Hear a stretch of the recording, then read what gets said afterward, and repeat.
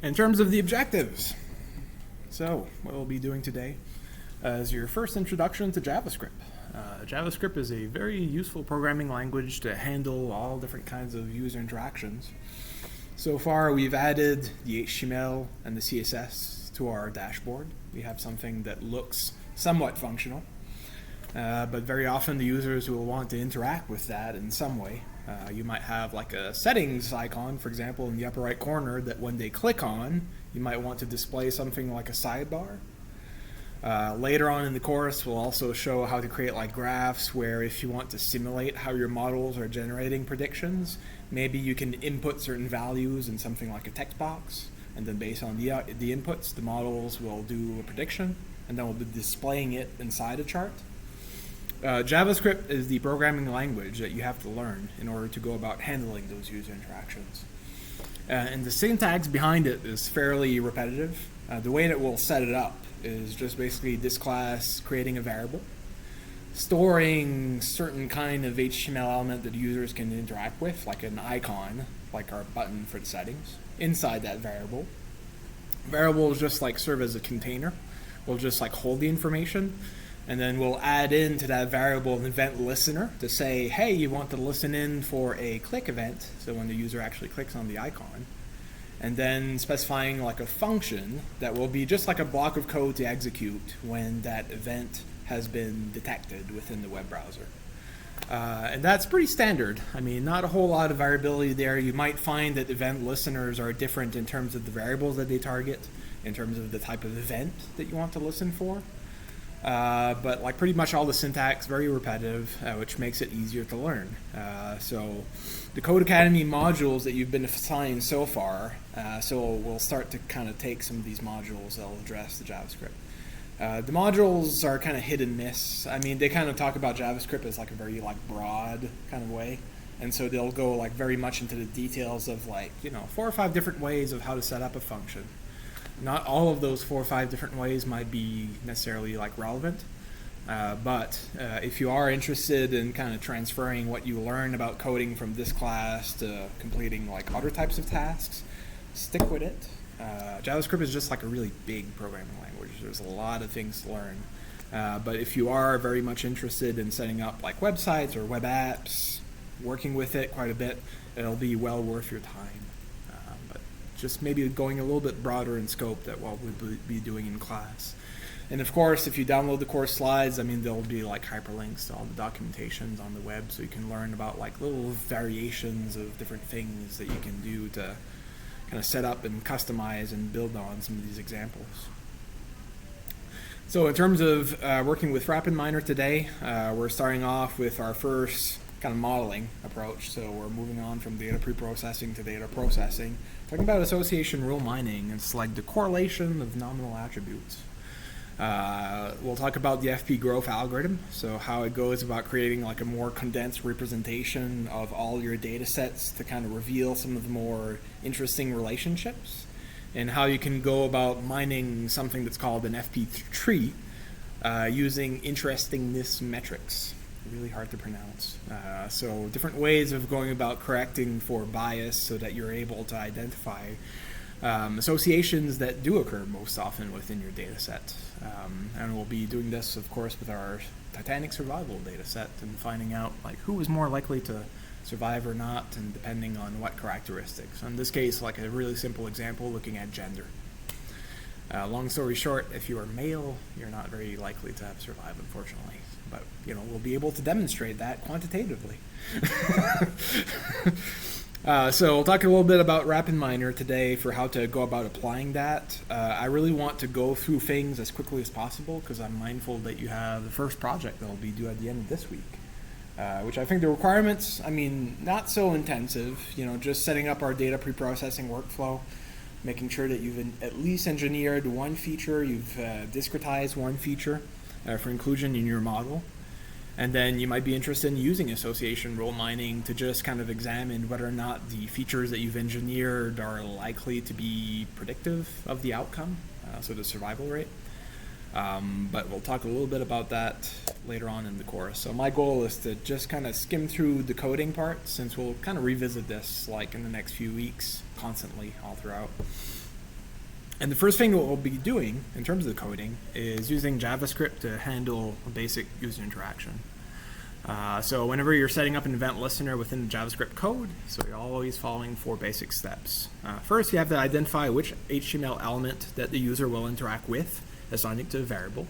Your variable will serve as a container, so you can reference it later in your code. Second, adding your event listener. So you want to specify for the web browser what kind of interaction that you want to listen for. And then the third step is defining a block of code that will actually be executed once the event has occurred. So, when the user click on something, what do you want to happen? And then fourth, creating a block of code in that function, which will essentially, do something. So it might call upon a router to hide or show something, or it might just be as basic as animating the sidebar with the example that we'll be covering today. So I'll show you how to get started setting up all 4 steps. If you want to follow along, remember you can navigate to the Canvas or to the course GitHub repo. Click on Data Visualizations, navigate to week 4, and then download. So we're actually on week 5, but if you want to start off from scratch, you can download the week 4 example. Week 5 will be everything completed. The completed version will kind of look something like this. So if I go over here, on the left-hand side, we have our code. On the right-hand side, we have our website. So if I were the user right now, looking in this in a mobile view, so you'll notice the width of the screen is a little bit more, a little bit smaller there. If I click on that settings icon, nothing happens right now. So I'll have to actually scroll downwards in the index.html. We'll notice our script reference here to the JavaScript is actually added in as a comment. So it's actually not linking to the JavaScript right now. So if I were to cut and paste this little part over here and then save it, you should see our first graph appear. So that's a pie chart. And that just displays the survival rate, both for those that actually survived and those that didn't. The count data is displayed here as a little label hovering over my mouse cursor. And then the actual percentage probabilities are listed there as a data label on the side.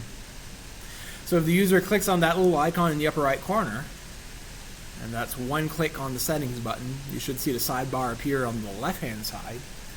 So that's animated. So what's happening is if I'm clicking here, so there's an event listener that listens into the click event, and that will just add in a class attribute value to the HTML element that'll just display it.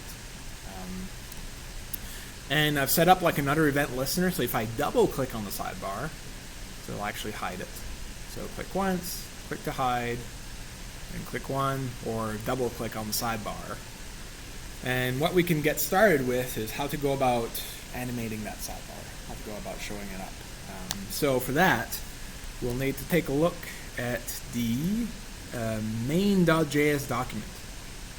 So if you're using brackets, maybe for the first time, you'll notice in the upper left corner there's a little drop-down menu, and then you can select Open Folder. So if you choose the Open Folder option and then navigate to your wherever you stored the uncompressed version of the week 4 folder. So over here my folder is actually here, so you can just select Folder to open all the files in the sidebar, and double click on any one of these tabs to open it. So once I double click on main.js, for example, so that should open it in the main window here. Or if you're kind of lazy, you can go right ahead and click on the folder, navigate to the JS folder, double click, and then select main.js. If you've installed brackets for the first time, if you right click on it, you'll see the option of opening with brackets available in the side menu. Otherwise, if for any reason you just want to sit back and take a look at what I'm doing and stuff, I'll talk over all the steps so the stuff in the slides kind of makes sense. So to get started, it might just be easier to kind of get rid of all the code that I have in the main.js document over there right now, and we'll just kind of get started with scratch. So if you Control and S to save that document, or go to File and Save in the menu options, you'll see that now my graph is no longer rendered, and if I click on the settings icon, nothing quite happens. And so that's the beginning point. Pretty much how we left off from the previous week. So, in terms of coding with JavaScript, every programming language has a slightly different way for adding comments. In JavaScript, it's 2 forward slashes. And then you can type in something like example variables, or simply like variables for your own project. Usually good practice to go about like annotating your documents, because you always want to keep track of what your code is doing. And so usually if you have like a whole bunch of stuff in there, just specifying that the first top portion is all your variables for your project, kind of helps you on later on. So when you go back to it, you're able to review it, kind of have a sense for like what the different information in there is actually like doing. So we'll need 2 variables, because we have 2 HTML elements that we're interested in capturing interactions with. One HTML element is our sidebar. The other HTML element is our button for our settings. Now, I always recommend when you're setting up a variable, first you have to define it using var, which is short for variable. And that's pretty much like the default way of defining any variable in like JavaScript. Every programming language is different. Sometimes you have to specify the type of variable, like if it's a string, like a double, a float point, a real number. I mean, there's all kinds of different notations. JavaScript is kind of simple in that way, where you just call your variable statement, and then you type in the name for your variable. In this case, it'll be cont for container, dash sidebar,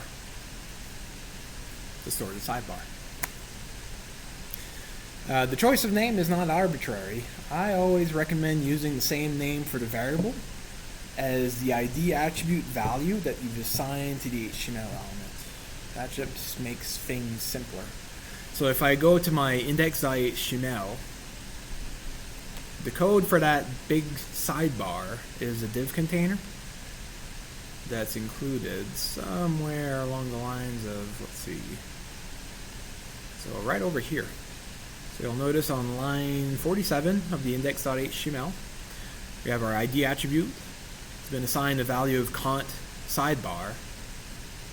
And so if you want to use the same name for your variable, in my experience, that makes just things simpler, because you only have like one value to keep track of. And so what we'll be doing through that variable is assigning all of that HTML element to that variable. And then just, it'll be available in that container so we can reference it later in our code. And that'll include the div container and then all the children elements. So the unordered list, the UL tag, all of the list items that you can possibly click on. So that'll all be stored in there.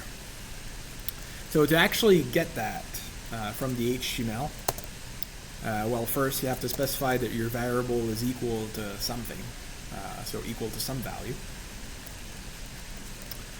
And JavaScript provides you with something that's called objects. One of those objects is simply document, which might refer to, any HTML document within your project.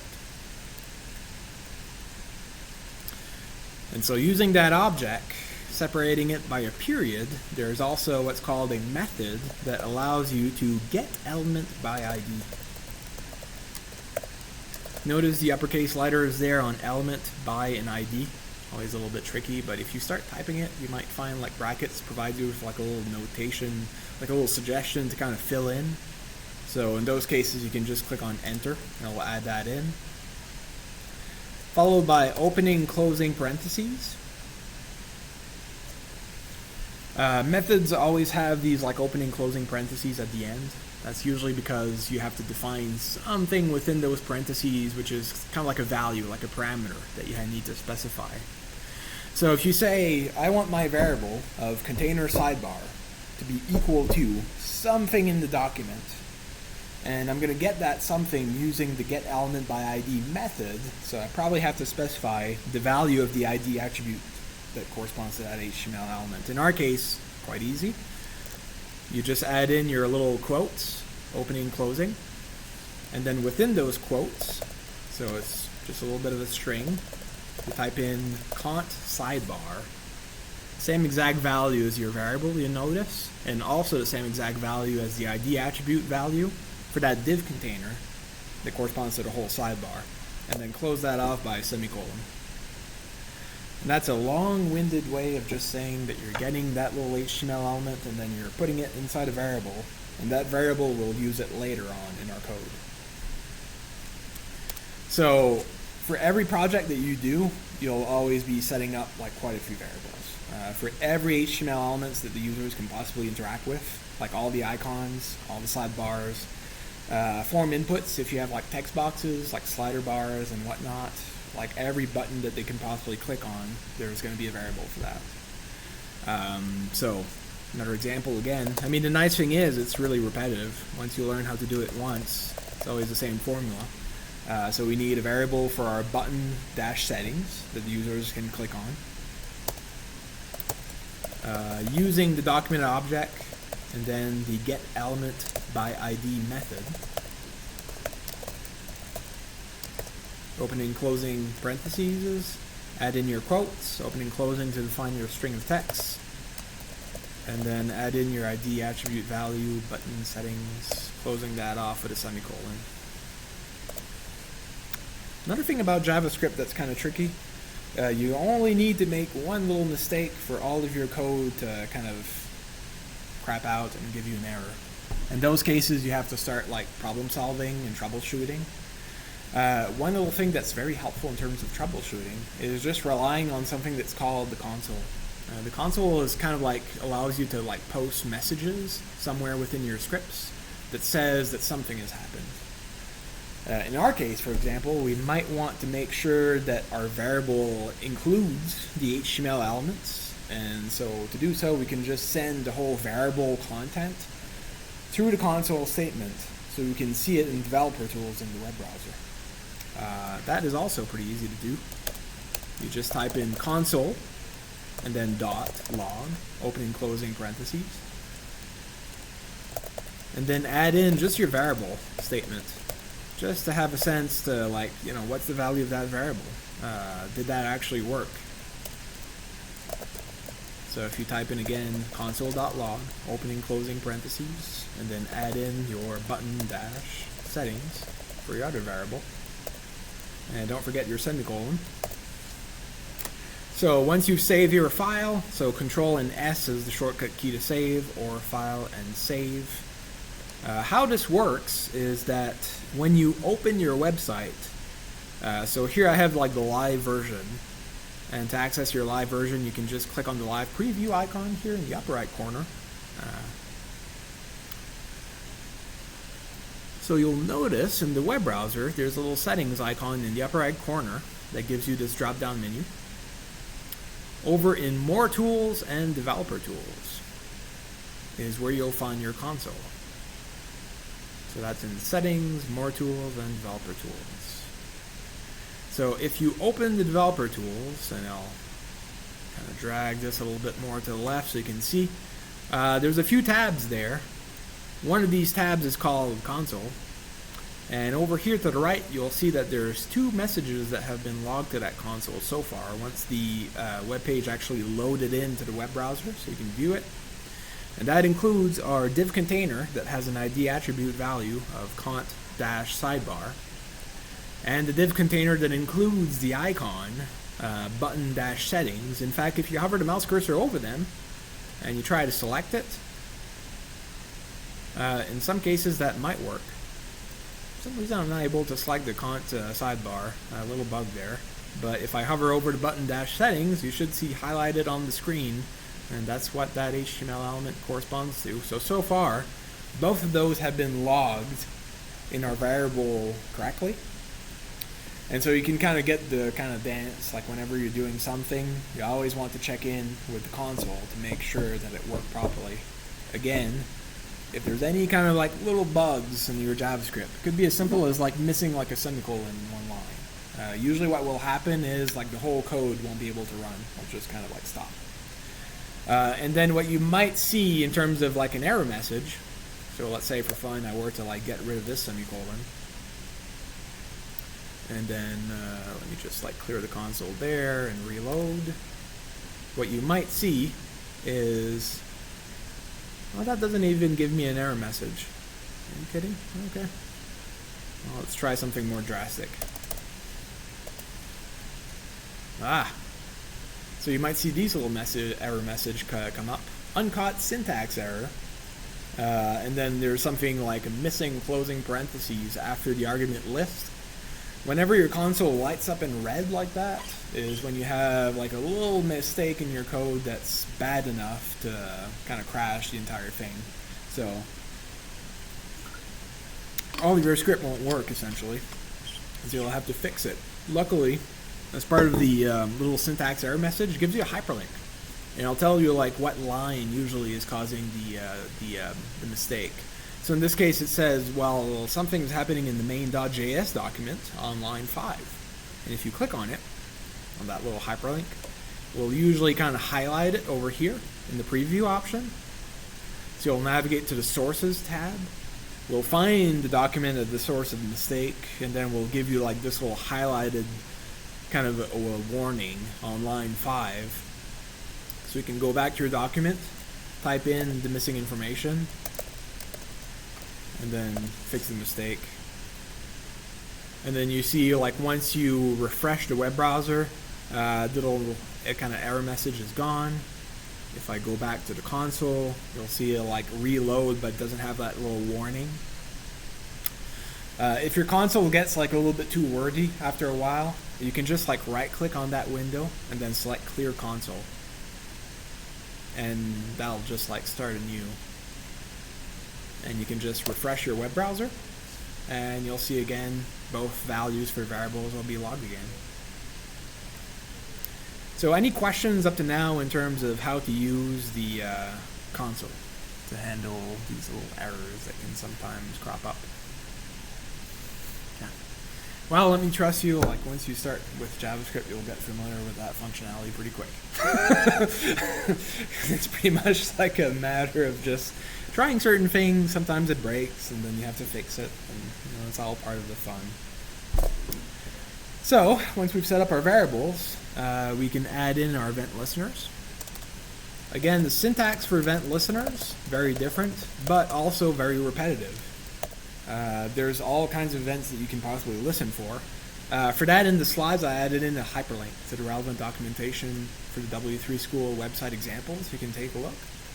I'll cover 2 examples, so how to have an event listener for a click event or double click event. But of course, I mean, there's like all kinds of events that you can possibly listen for. But for that, you can take a look at the documentation. The first step towards setting up your event listener, you have to specify what element that you want to listen for. So what element that the users can actually interact with. One of our elements is the button for the settings. So btn-settings. So here we're calling upon this variable over here that holds this HTML element, button-settings. So this little icon here in the upper right corner.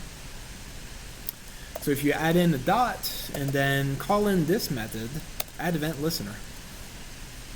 All the methods in JavaScript are pretty, intuitive. They'll always be like get element by ID or add event listener. It's kind of like easy to kind of get a sense for like what they're doing. Again, if it's a method, opening, closing parentheses, because you'll have to specify some parameters that are associated to that event listener. And the first parameter that you can add in is a bit of a string of text that specifies the type of event that you want to listen for. So in this case, well, the users can click on the button for the settings. So that's the first parameter. You can add in many parameters in these methods. You can separate them using parentheses like this. And then the second little block of code that we'll add in as our second parameter is something that's called a function.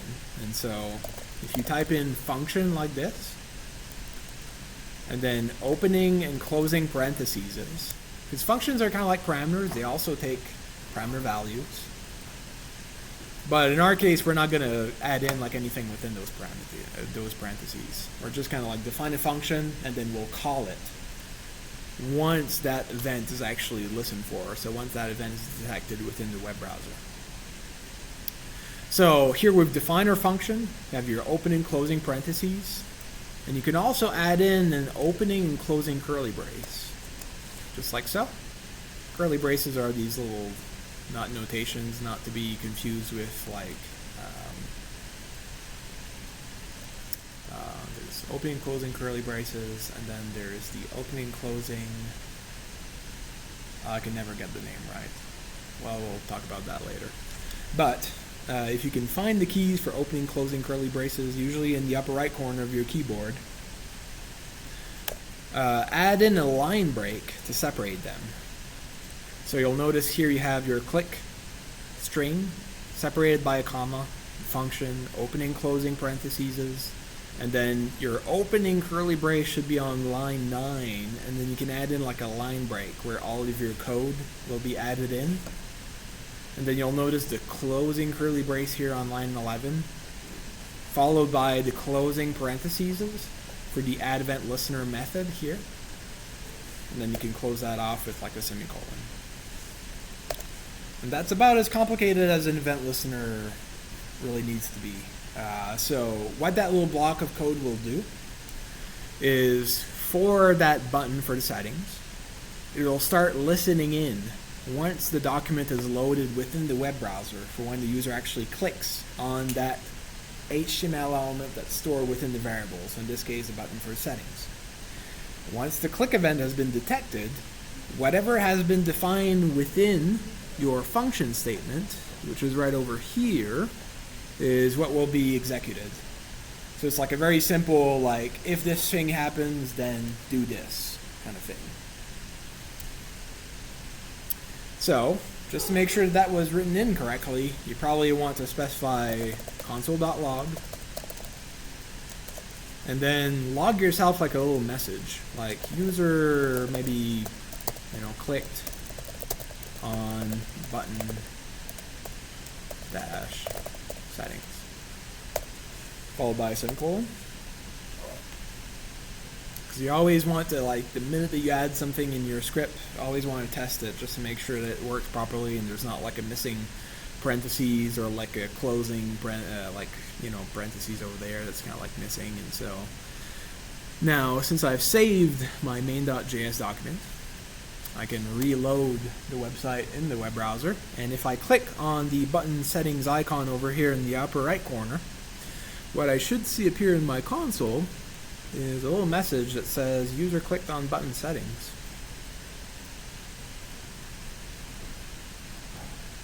Now, of course, that's assuming that I set that up correctly, but hey, user clicked on button settings right over here in the console, and so that pretty much means that you're good so far.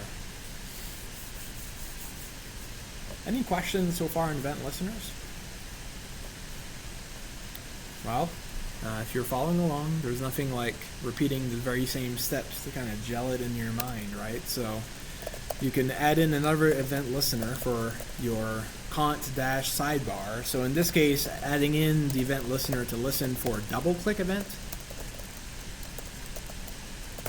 which is specified by dbl click.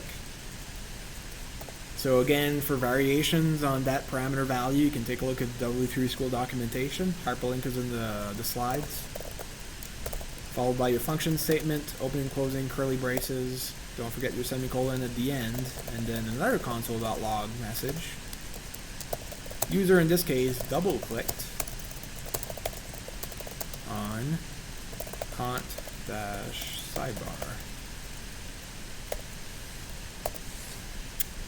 So, if I added in my event listener correctly, what happens now if I,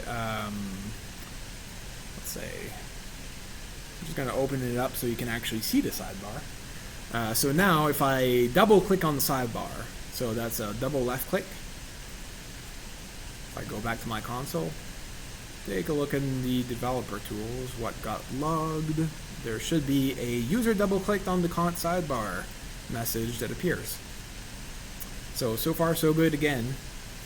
So whenever you add in like an event listener, don't forget to add in like that little block of code to just make sure that everything is working properly. And so we've done all the way up to, working our way up the recipe list. So that was like from step 1 to step 3. So step 1, we create a variable. Step 2, we add in our event listener. And then step 3, we have like a little function statement that says, some block of code should be run once that event is actually detected.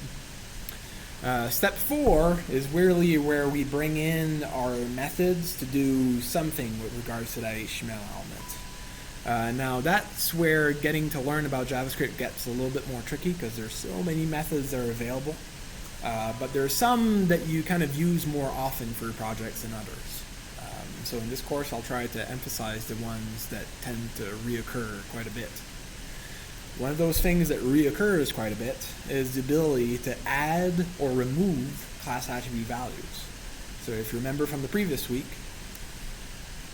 class attribute values in your index.html are used as selectors within your style sheet to assign some styling properties. So if I go over to the CSS folder, take a look at style.css, somewhere in there I defined a class attribute value. It's called active.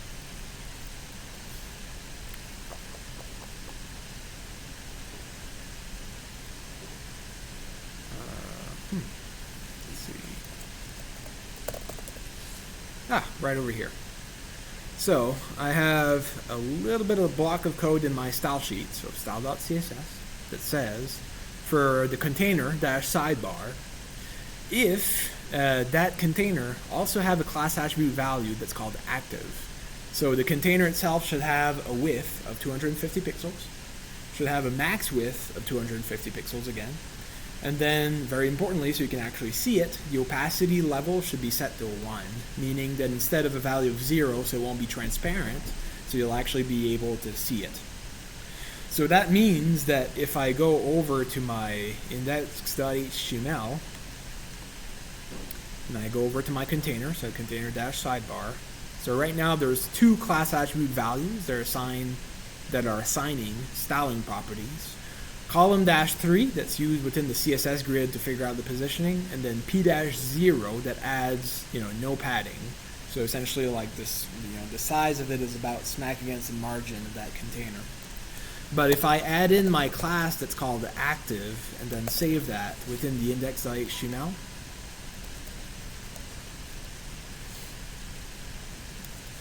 nothing will happen unless I refresh the web browser, but there you'll actually see the sidebar. If I remove it, the width will be set to 0. If I add it, it will be set to 250 pixels. So you can kind of see the logic, right? So using the JavaScript, what you can do is actually add or remove that class attribute value. And that is really useful because the style sheet allows you a lot of flexibility to go about defining classes where, for example, you might hide an HTML element. Like a whole section of a page, for example. So using something like a display property and setting that to none will make it invisible. Or you can do what I did there, is just change the opacity or change the width, so it's kind of scrunch, so you can't see it anymore.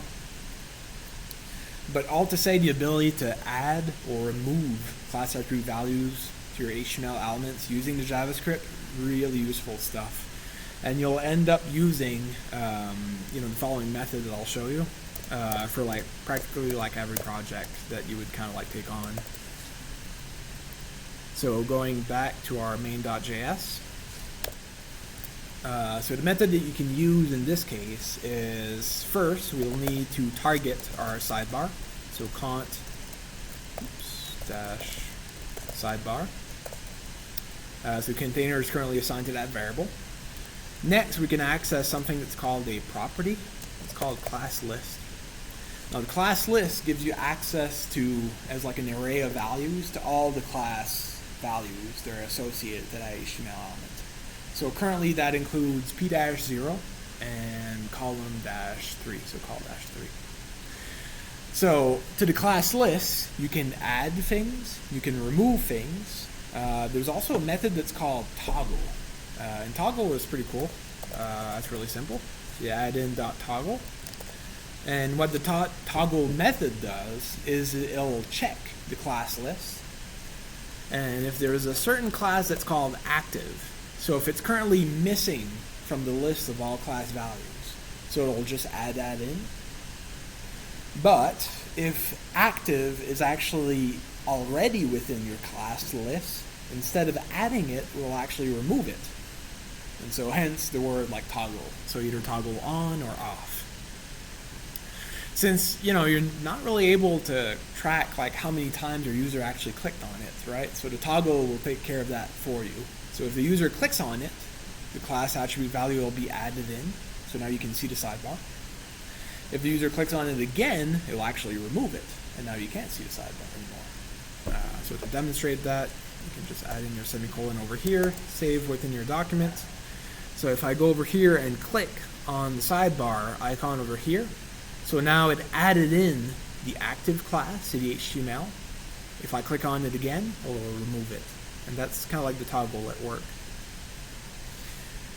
If you take a look at the developer tools, you'll see that in action. So if I go to developer tools again and go to, in this case, let's take a look at the elements tab. And the element that I'm trying to get at is the sidebar. So I'm just going to kind of like drill down here. And you can kind of see now that, previously that active class, it wasn't part of the index.html and it was actually loaded into the web browser. If I click on the icon again, so you can actually see like it removes it from the index.html. If I click on it here, we'll just add that in to the index.html.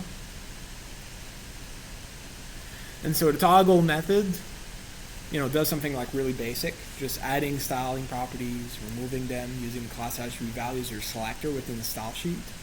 But again, that stuff, you would end up using a lot for every project. You can imagine, like, if the user clicks on, like, a button within a sidebar, like a whole section of the website might be visible. If they click on it again, it might be, like, not visible. So you can use it for handling things like navigation to some sections of your website. You can, like, whatever you can hide or show is usually what you would end up using that for the most often, I guess. So any questions so far in terms of using that little method to get some stuff done on your website?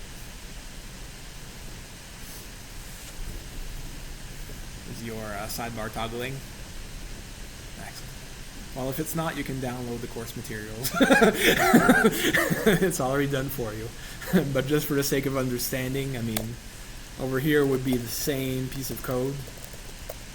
So sidebar.classlist. .toggle, and here we'll just make sure to toggle the active class, either adding it or removing it once the user double clicks on that sidebar. And so the method will do the hard part of just like checking if that was actually already added in, and then we'll decide whether to add it or remove it. And that's pretty much all I wanted to say for event listeners for today. Next up, we can create our first chart. So we're rendering it using the Apex Charts library. But we'll revisit event listeners a little bit later on in the course in about 2 weeks. Once we use them to do certain things like handling like navigation and adding in like our models from RapidMiner within the website to process like user inputs. So we'll revisit some of these things. But do complete those Coding Academy modules on the JavaScript. They might not talk about these certain things specifically, but every now and then they'll mention something like how do you create like a function, or how do you like assign values to a variable, or they might kind of like not present it in the same order. By far, if you want to learn about these things, kind of like elaborate on those examples, take a look at the W3 School documentation. Again, W3 School documentation includes examples for pretty much everything relating to JavaScript. And your goals in terms of your learning should be how to set up different types of variables. Just expanding on the types of events that you can listen for. There's click events, double click events, learning about other events that you can set up. And then methods, like the toggle method, or properties like the class list, so that you can access different types of properties related to HTML elements, so that you can do different things using slightly different methods. There's lots to learn there and unpack, but that documentation is available for you. The last thing that I wanted to address for this course is a little bit about how to create charts. Charts, and here if you want to follow along, what I recommend, if you can open the data.js document and get rid actually of all the code in there, because we're just going to start off again from scratch. And save it. A few steps for creating charts. So we do have a recipe. I'll show it on the projector over here.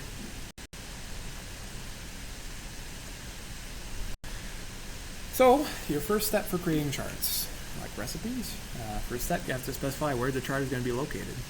So somewhere in your index.html, you'll have to create a div container that will store that chart. That div container should have an ID attribute value that's unique, that's going to be used to identify it. You'll notice, if you go over to my code example over here, navigate to the index.html, somewhere within the page is a div container. Thank you. Right over here, line 80.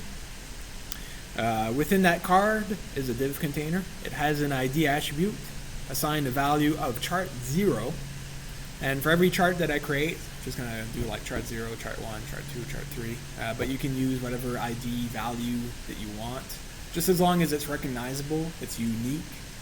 You're going to use it later on in the code to go about targeting that div container, which will be used to render the chart. So it'll just be like drawn within it. Step 2 will be defining a JS object that has properties and values that pretty much define how you want to style the chart. So if you're going to create a chart, you have to define things like what type of chart you want to create, what are the colors of that chart, what are the labels, what are the data values. Of course, that's all handled by Apex Charts. They have their own documentation and their own preferred way of how to go about setting that up. But you'll need to learn about how to define JS objects, JS arrays as well. And I'll talk a little bit about the syntax for that. And the third step will utilize a method that's been defined in the Apex Charts library that just pretty much like assigns or creates a chart based on the div container that you've specified and then the styling properties that you've chose. It'll just add it to a variable. And the fourth step will call upon another method that's been created through the Apex Charts library to render the chart. So that's going to be responsible for just drawing the chart within that div container in your HTML. So it's a 4-step process, doing everything in 4 today. So to start off with, we can go back to the code.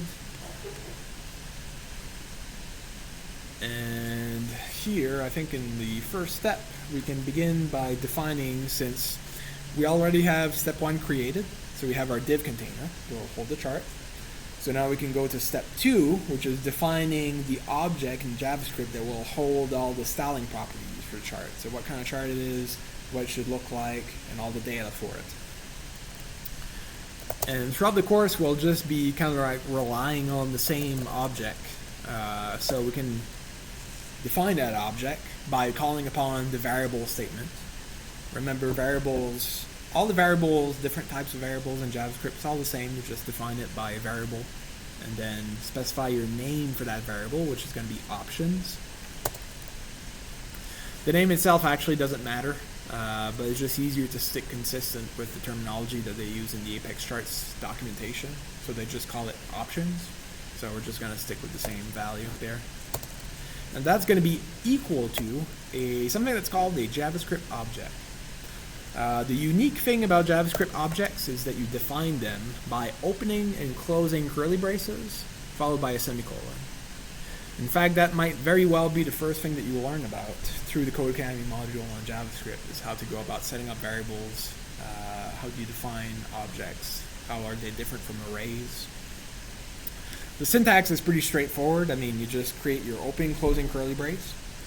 Within that object, it always takes first like some property separated by a colon, and then that property has a certain value, and these are separated by commas. And that is pretty much like a dummy kind of like example of The properties will always be different, the values will always be different, but it's always going to follow that same syntax. So property, value, and then comma. Don't forget your column in between. At the end of this course, that will be like so ingrained in your minds that you're just going to be like starting to like write sentences this way. So within our options object, we can start off by calling one property version, and then that will be assigned the value of 1.0.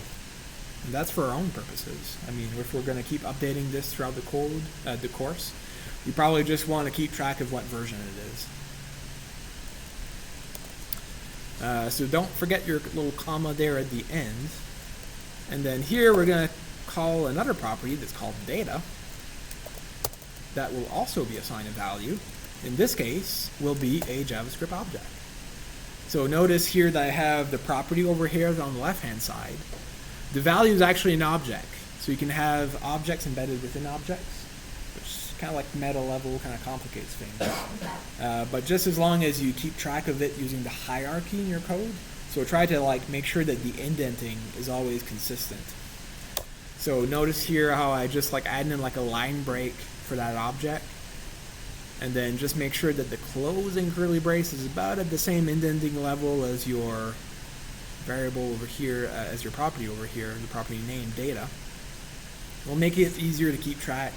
We'll avoid like little kinds of like mistakes of like, oh shoot, like I forgot like a closing curly brace or something, which tends to happen a lot when you're working with these types of objects. So within data, we're going to add in some data. First off, a property that's called updated. So if we want to keep track of the date at which you updated things, today is the 9-30th of 2019.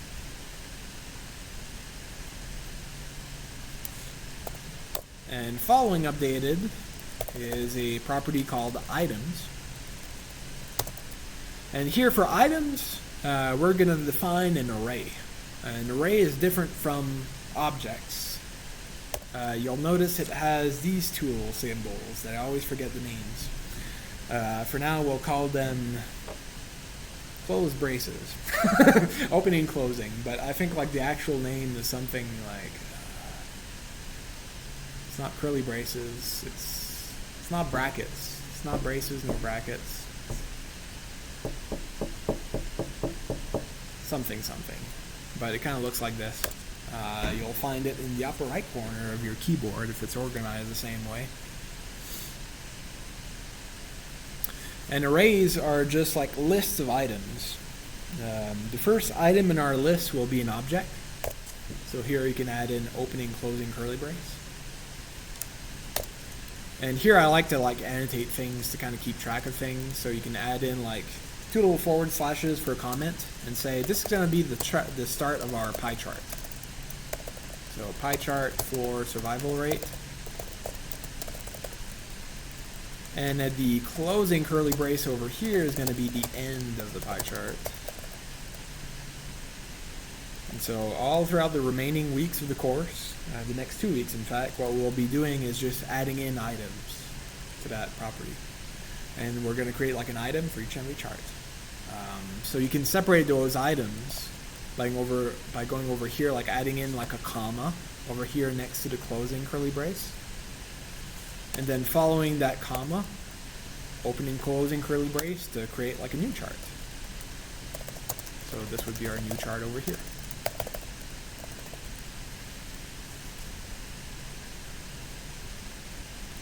So within your first item for the pie chart, typically the way that the Apex charts library works is that they have a predefined property that's called chart, and then you have to specify an object that's associated to that property of chart, and then add in type as your property, and then the value, which is the type of chart, which is going to be pi.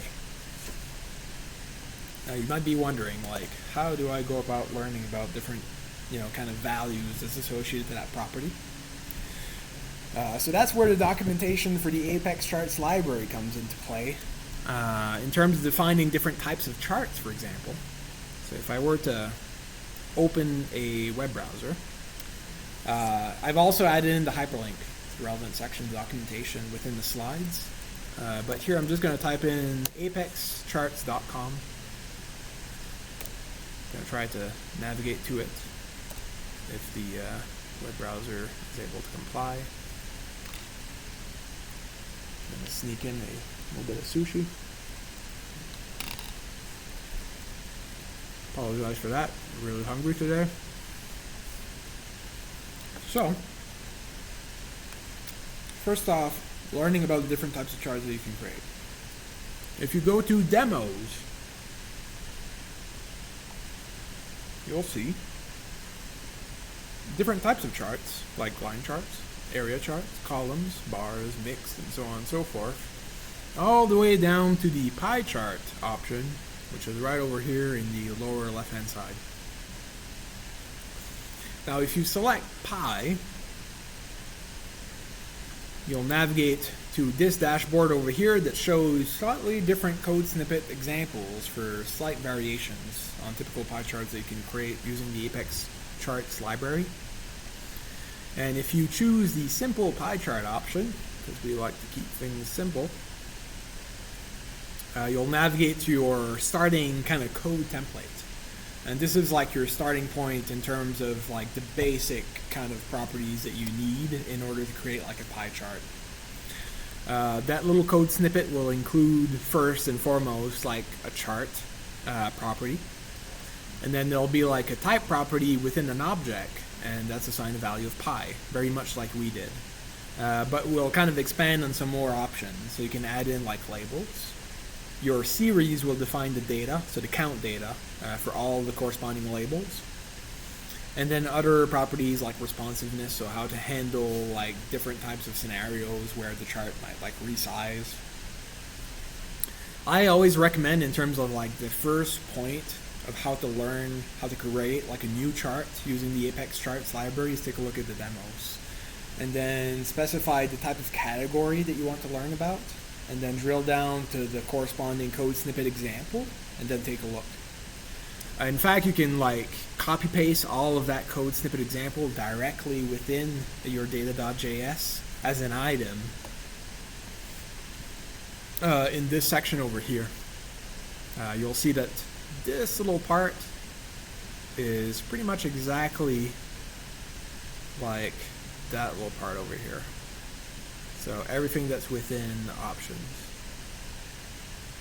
So whenever you want to draw analogies to those code examples, take a look at the documentation. The second section, they've kind of organized the website kind of like weirdly, in my opinion. There's a second section over in the docs section of that website, where if you click on docs and then go to options under reference here,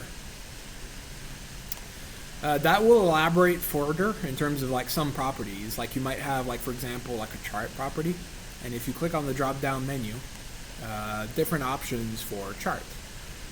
Let's say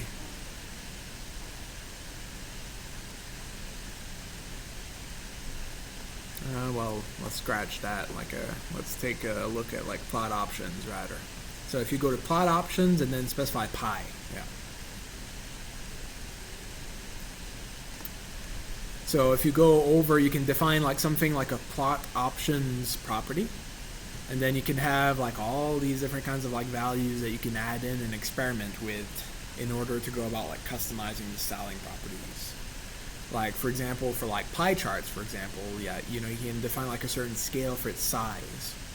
If you have any questions on how to, what are typical values they can add into those properties, you can click on the hyperlink over here for size. And then usually it will give you like a little bit of like a sense of like what it does. So custom size of the pie, which will override the default size calculations. So, you can add in like a numerical value like 1 or 2, see what that gives you. It'll be like either like 1 times as big or 2 times as big, and then see the results. I also find that sometimes going over to the chart essentials documentation is kind of helpful. So if you go to like data labels, for example, you can learn more about like what the data labels are, And then again, there'll be like corresponding code snippet examples that you can match to the visual examples to have a sense for like what the properties are doing essentially. Lucky for you, through the course here, what I typically do is kind of like simplify that process. So I do the hard work of searching through the documentation, and then I set up these nice little wonderful examples so you can just like customize for your own. And throughout the course, what we'll be doing is just adding in more properties. Every week we'll just like add in like 2 extra like charts so you can see like what are the different examples, how you can customize them. In terms of moving forward beyond the course, the challenge is to just keep on learning about these different properties, customizing them for your own selves, and then creating charts that are pretty close to like what you want to accomplish in terms of your dashboard, your own dashboards. But I find that the documentation using Apex charts is very complete, and so typically if you spend the time and experiment a little bit, usually within about 30 minutes you'll kind of follow along the property that you're trying to like really target. It might be just like adding in colors to the data labels, for example. Like, how do you go about doing that? It might take a little bit of the time to search through their documentation. But luckily it's complete enough so that you can draw analogies from some of these code examples, which is not the most difficult thing to do. So in terms of defining our pie chart, what I'll do here, so far we've added in our chart property. Type property, specified that to value of pi, and what I'll do is I'll actually render it right away so you can actually see it as I'm adding in some new properties. So to do this, first, create a variable. It's called chart at the bottom of the document. And then this is like directly again from their own documentation. So they've created a method that's called Apex charts that takes 2 parameters. The first one is you have to actually get the HTML element with the ID attribute value that you've defined. To do this, you could use something like document.getElementById. But let's say that you actually define that element by a class. So what you could do is something more generic like query selector. So that's another method that's pretty useful. So opening, closing parentheses. And then since you're querying by selector, you'll have to type in chart0 as your ID attribute value. But in this case, don't forget to mention it's like an ID. Query selector is a little bit more generic. You can replace the pound sign by a dot notation, for example, to say, hey, that's actually like a class. So it's just a little bit more flexible, that dot get element by ID. You could also write it directly as get element by ID over here and then just get rid of the pound sign, and it would do exactly the same thing. But here I'll just kind of stick to the example. Query. No selector. So first parameter value is your HTML element, the div container where you're going to render that chart, and then we have to drill down our JavaScript object. So first property is options. And then we want to access the data property over here, so options.data. And then drilling down further towards our items, which is an array, so items over here. And then since your items array has multiple items, you want to use an index to specify that you want item number 0. So that's going to be in the first item, right about this is our array, and that's going to be selecting all of this pie chart over here, so index 0, as opposed to this chart over there that is actually index 1. And we're just using this for the sake of maintaining the code clean, so it's easy to just include everything as an array, and then you're accessing thing as items. It will eliminate a lot of the repetition in the code in the long run. Close that off with a semicolon, and then in your second line add in chart.render. And that is another method that's called that you can assign like no parameter values to. So what it does is it'll take your chart variable that you've defined here. The chart variable includes both the HTML index element, the div container that you want to render the chart with. It includes all the data to style the chart, which is this parameter value over here, like your items, with all the properties and all the values. And then we'll just rely on that method to just render the chart, to just like draw it. So that's step number 3, step number 4. So if I save this, I shouldn't see anything appear right about now on the website though, because all we've done is define the type of chart. So you have to add in like a few more properties to actually get something to show up. One of those properties is called labels. And so right here next to chart, make sure that you keep indenting your code structure so you don't forget to keep track of your opening, closing curly brace.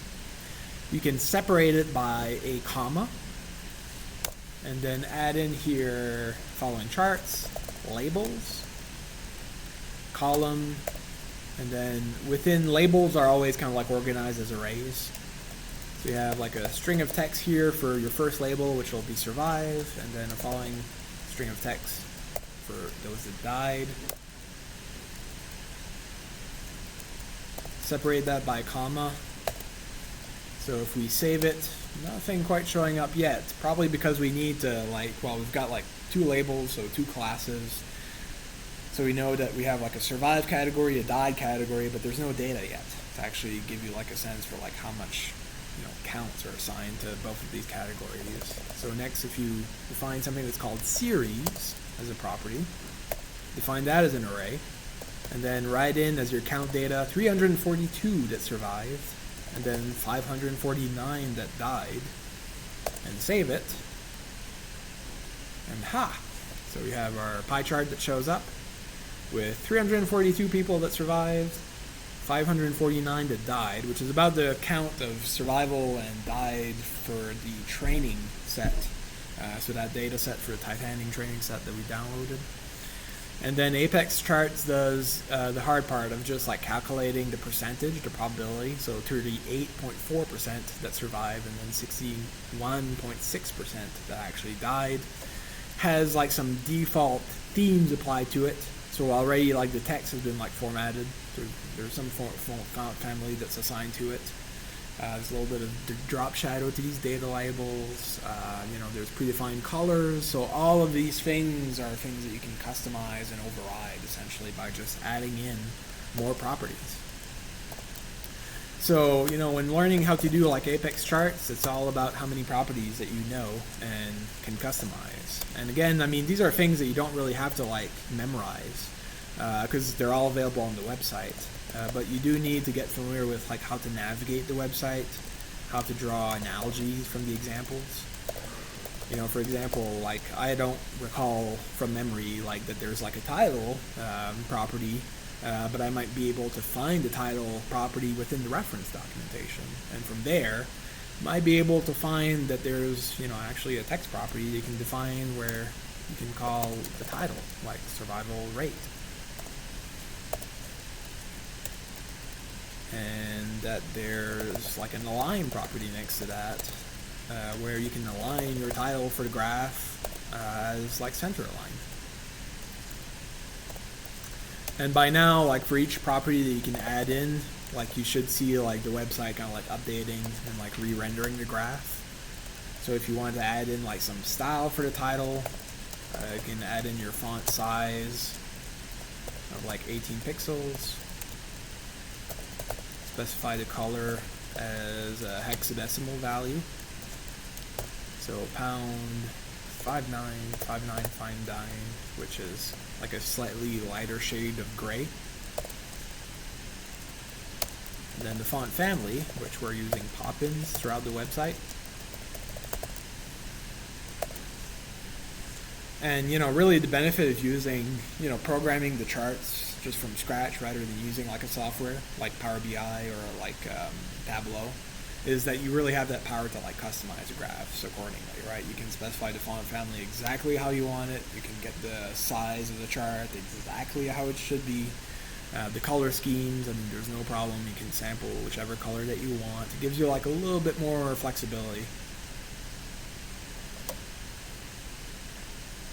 Any questions up to now in terms of the workflow and how to navigate with like Apex charts?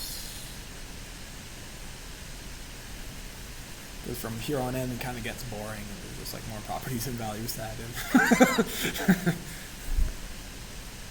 All right, well, I mean, keep playing with it. I mean, the best way to learn how to use Apex charts is once you get like a basic example going and working, you just change some of the values and you see what happens.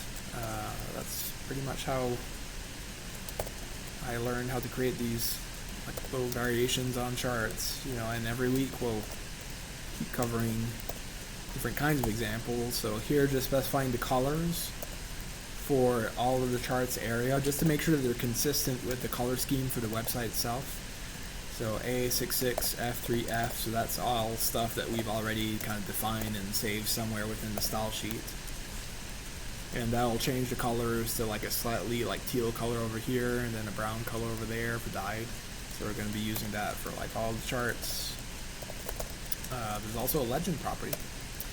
The legend is like the survive and dyed labels that appear in the upper right corner. You can change the values for that property, specifying something like the position, for example, if you want to make sure that it appears at the bottom. So that'll shift it from the right, the kind of default right option to the bottom. Change the font size to something along the lines of 14 pixels so that the text is somewhat more legible.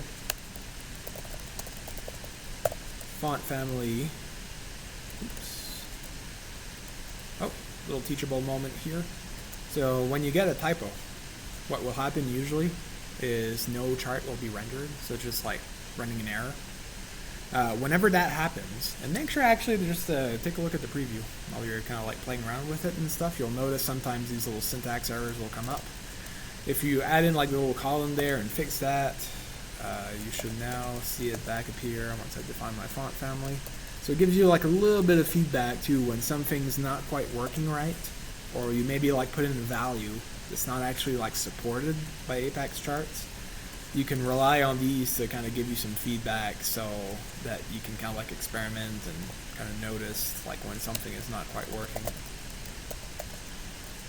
And then for labels, we can specify something that's called use series colors. And that will take our labels for the legend, and then we'll assign the same color as the one in the little kind of preview circle over there. And as we're working our way downwards, we can add in a few more styling properties for data labels. Data labels are the little text areas that appear here above each and every chart. Sometimes mapping the little terms to the corresponding like visual element on the charts is kind of a problematic thing. Like you might not know like what data label really means. In those cases, I find that just going back to their documentation and taking a look at this section over here under Chart Essentials, that will help you learn a little bit more about the terminology. So if you click on like data labels, for example, doesn't take a long while to figure out that the data labels, usually for like line charts, for example, correspond to these little circles. And then if you scroll downwards, usually they'll have like multiple examples of different kinds of charts where you can see variations on data labels. And you'll see, I mean, you know, pretty much you can get like examples of like what the series means, or like responsive property, what are variations of these, tooltips, and so on and so forth. So just a little shout out to that section of documentation that tends to be useful in terms of, again, drawing analogies. So here I'll just specify the text anchor for these little labels, which we're going to use for alignment, to be set to the middle of the text. And then for the style, add in the font size. of 16 pixels. Working my way quickly here since I'm kind of interested in having a little bit of time to get some work done where you can customize some things. So if you have any questions, I can come over and help you out. Adding in our array for colors. A, B, F, B, 5.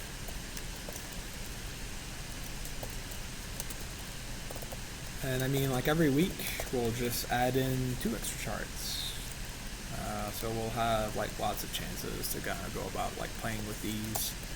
And that'll introduce like some new properties as well. So the drop shadow, enabled and false. So here for the drop shadow, what I've done for the data labels, just specify that they should be exactly the same color as the chart area. No drop shadow, so there's none like little black outline on the background of the text itself. The color is exactly the same as the chart area colors. Pop-ins for the font family, so that's consistent all throughout. The font size a little bit bigger, so you can actually read it. And the last thing here will be plot options, which tends to be pretty useful because the plot options, you can specify specific options for different chart types, like pie, for example, since we're working with a pie chart. And they will allow you to move the data labels using somewhat of the value for the offset. So if you change the offset value to like 45, you'll notice like the numerical value over here will be shifted over. I wish I could actually like resize that a little bit better. Let's actually increase the value here to something like 50, a little bit more. So there you go. So the percentage value will be like offsetted based on its like default position, like slightly to the left, to the right, for both values over there, so you can read a little bit better. So once you've created your chart, you always want to also like try to resize it. So this is how it would look in the laptop view.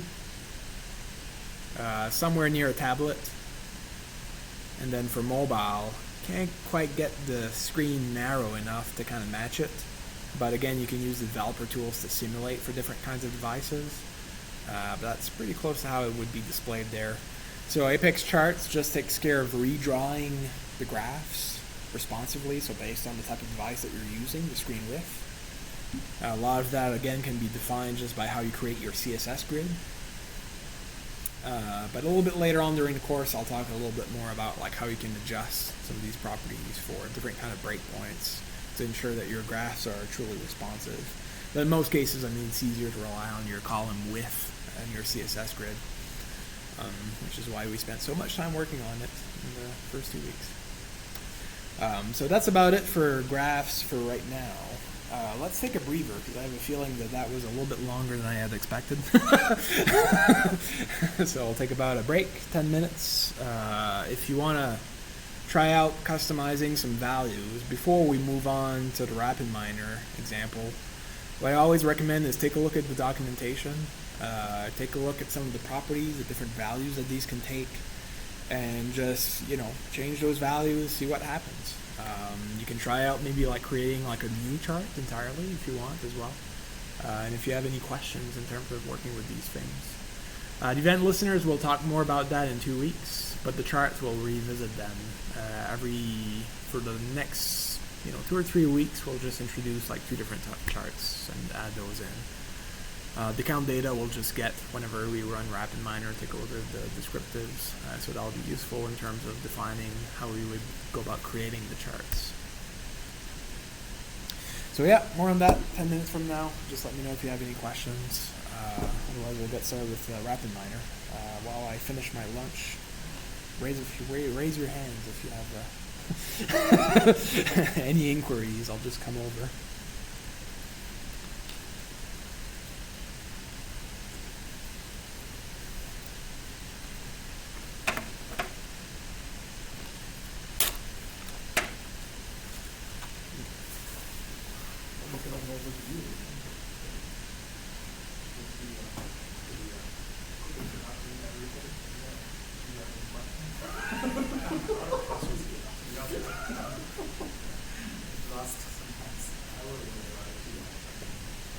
There's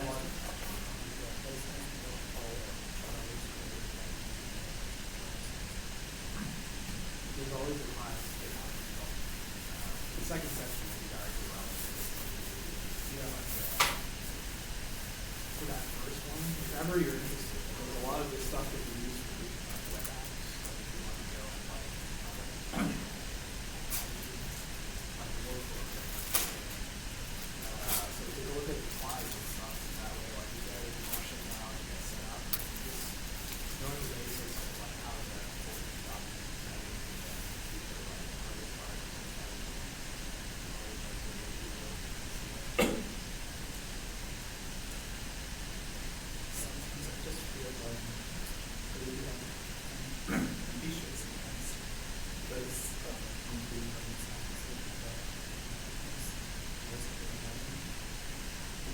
First, this video is one of the things that we do. So we are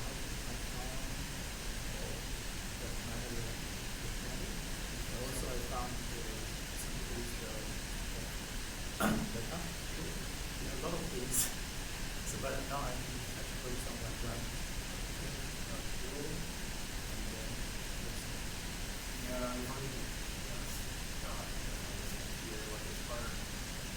Especially hard now. Yeah, it's hard to do that.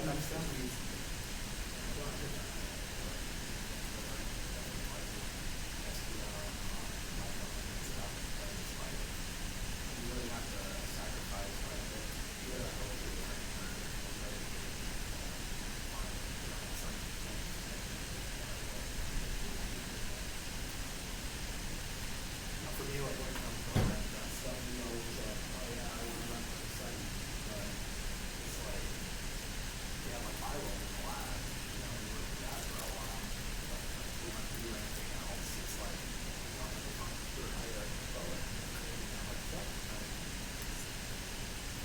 Is Steve wrong with Steve? I'm not sure. He's a good guy? Yeah. I mean, he's, I don't think he's still in touch, but he works at a, Yeah, he has his own job. But he also got the EDPS oh, serious? Yeah. If I remember right.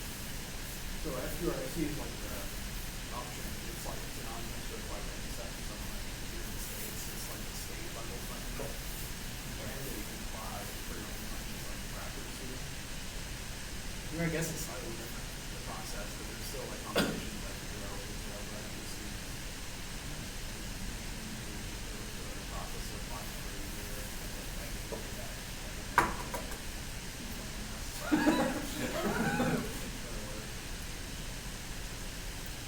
It's actually nice because you don't want to let international students do that part of history.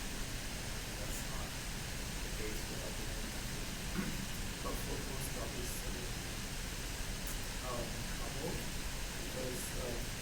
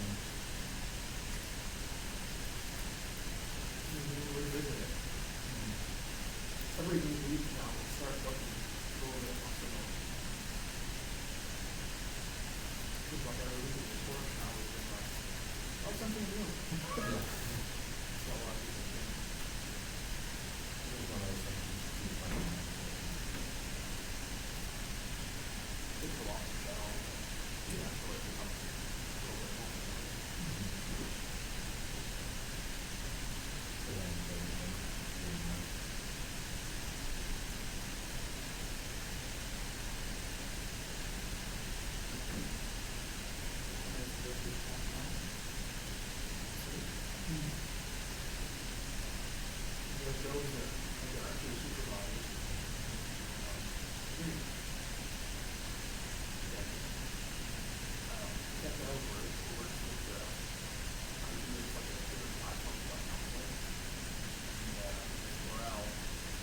You know, like what the web browsers are. So,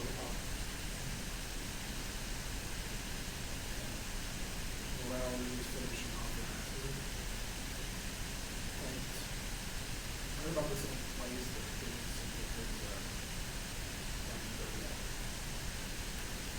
lost that. And then we just sign up. Oh, well,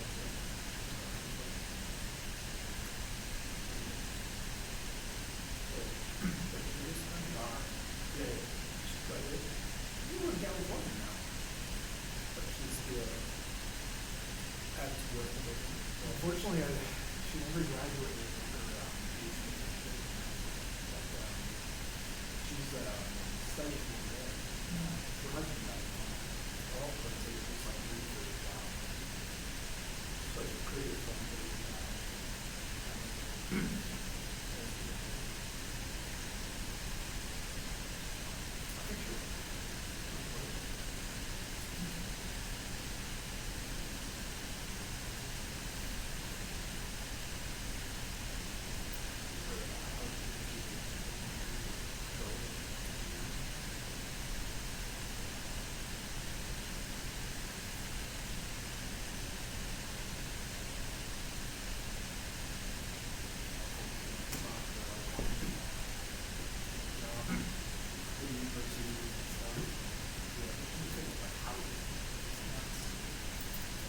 Faculty salaries, like you don't make a whole lot compared to the huge amount of people that they have over there in gravity.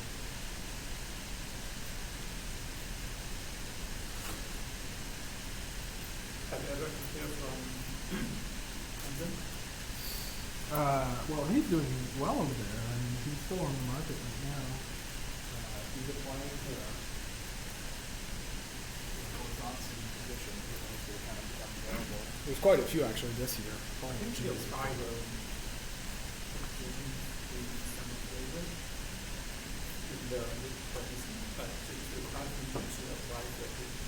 The short research. Yeah. So another thing about the community government is that it's real funded. So you can have like an appointment that's like now like research oriented and stuff. Doesn't matter if you actually have to apply for it. So that was federal government funding to your position and gives you like stipends for like research purposes and then like set on big thing you got one. The grants over Canada are administered like different ways, like different durations and the amounts are generally like smaller, but that's one of the nicer ones that you can get. It's more flexible, it's less like oversight, and there's no your money is your own kind of thing. Hopefully that's it. BBC would be a nice place to sell it. So we need to be honest. Right?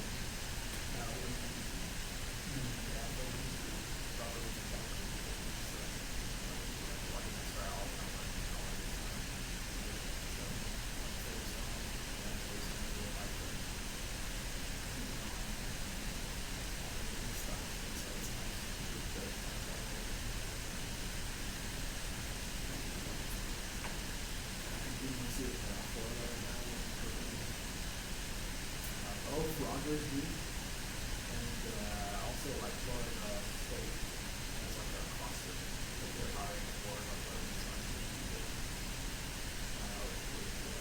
spots, there's like Stanford and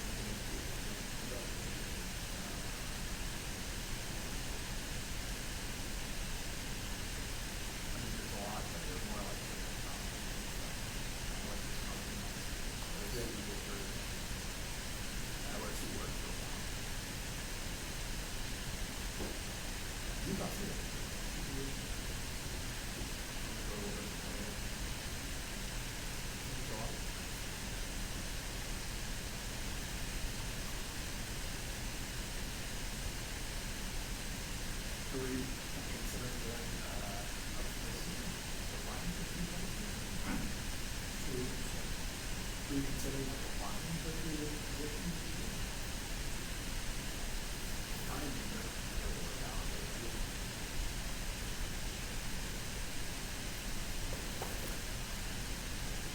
then taking all the kind of like different data and the ability to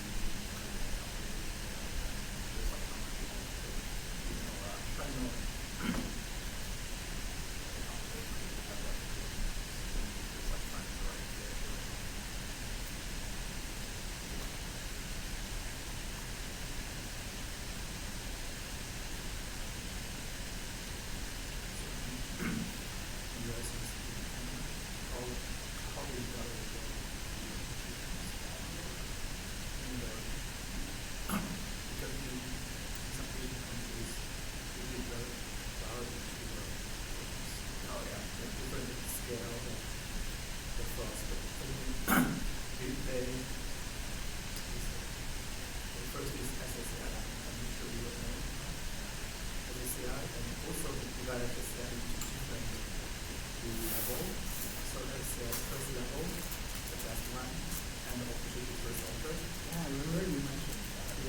Second level before circle, so they are starting to go to the third level. We don't count as I mean, it's definitely not as like stringent as it's more like, if you have like, if you make a call for an application, they might have like 60 applicants. So like one of the basic criteria of like rank order that is just like if they have like a minimum set amount of publications. Like papers and stuff. So we have like examples of what these are. There's like variation. I have like an application that has like a lots of publications on the scene that are not the right fit. Like maybe it was more like on reading or receiving, looking for like somebody that just like stats or something like a methodology. So in those cases, I actually like I'm not getting very much.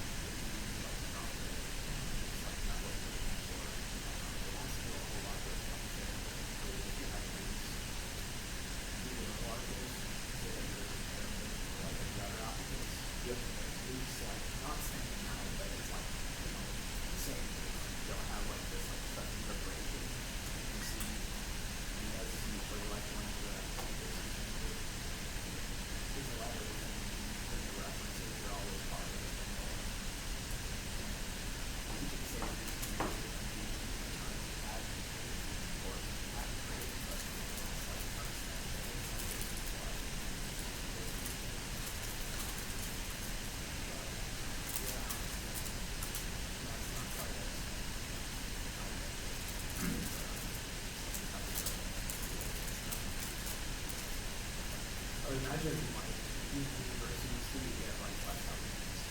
It's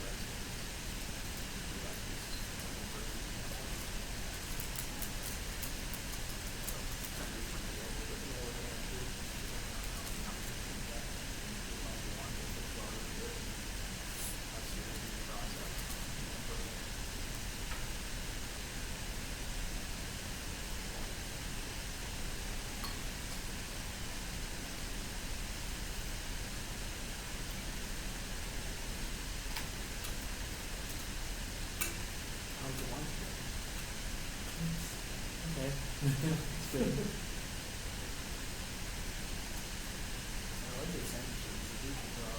Yeah, we do. Makes the sushi look good. Yeah, I go for that spring roll all the time. They're hard to find. Like, sometimes you'll have them at the union, but they don't work out. So I usually go to the nutrition.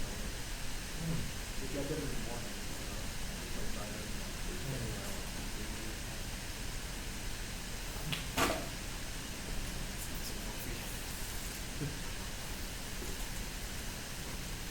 Well, I'm mindful of the fact that we may have some questions related to Project 1. So, did you feel like getting started? Go over association rule mining, and then focus the rest of our time on getting something done for that project. So if you have any questions on how to set that up, I mean, mind you, you know how to reach me. Kind of work at the same place, but otherwise it'll be over like email, or like you can just like send like a Zoom call or something. We can kind of walk through it. I don't think that there's much to it really in terms of requirements, but it's kind of tricky. Like if you're using RapidMiner for the first time, there's always going to be like little surprises. And those are usually the ones that if we're able to handle today, then we'll be completed the project number 1 assignment by the end of the week, and then you can enjoy your break. Do you have any plans for the break or something? More working?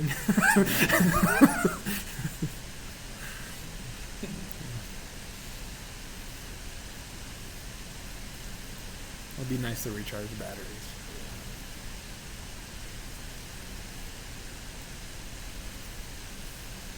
I find it's always like surprising to me like how tired that you get throughout a semester. It's only like after you've like charged the batteries that you notice like how off you were like all that time. So it's important as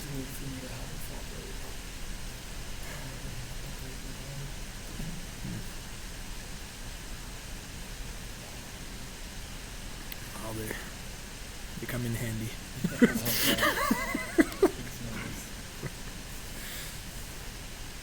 Well, I'll take a few moments there for the RapidMiner to load up.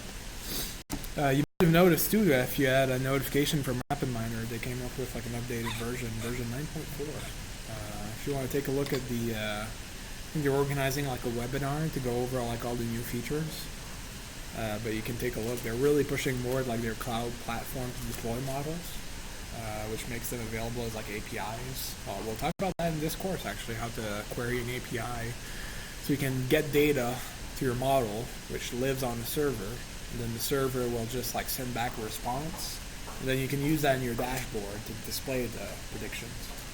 It's usually used, I mean, it's no different than just like coding your model directly within the dashboard, which we'll also do. But it makes it a little bit more flexible in the sense that like a lot of companies will use APIs, for example, just to like a web service that they can charge for. So if you have like a model that does something like sentiment analysis, but it does so like really well, you know, it can analyze text to figure out if it's positive or negative. You as a company can offer like a web service where that's pretty much like what you charge. You charge to use your model that you've trained on your data. And presumably the model does well. A lot of these companies, they don't quite advertise how well the algorithm do. They might not use like methodology evaluate them, but you trust them to do so. And then you simply just like register for an account, and they'll give you like a token. And through that token, you can make requests to your model that's deployed in that manner.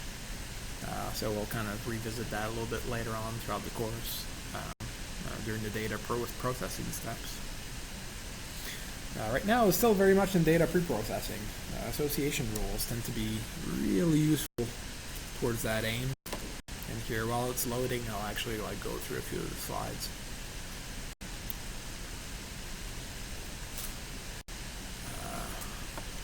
So about association rules. So first off, what those are. You can think of it as like if you're familiar with like correlations with numerical attributes.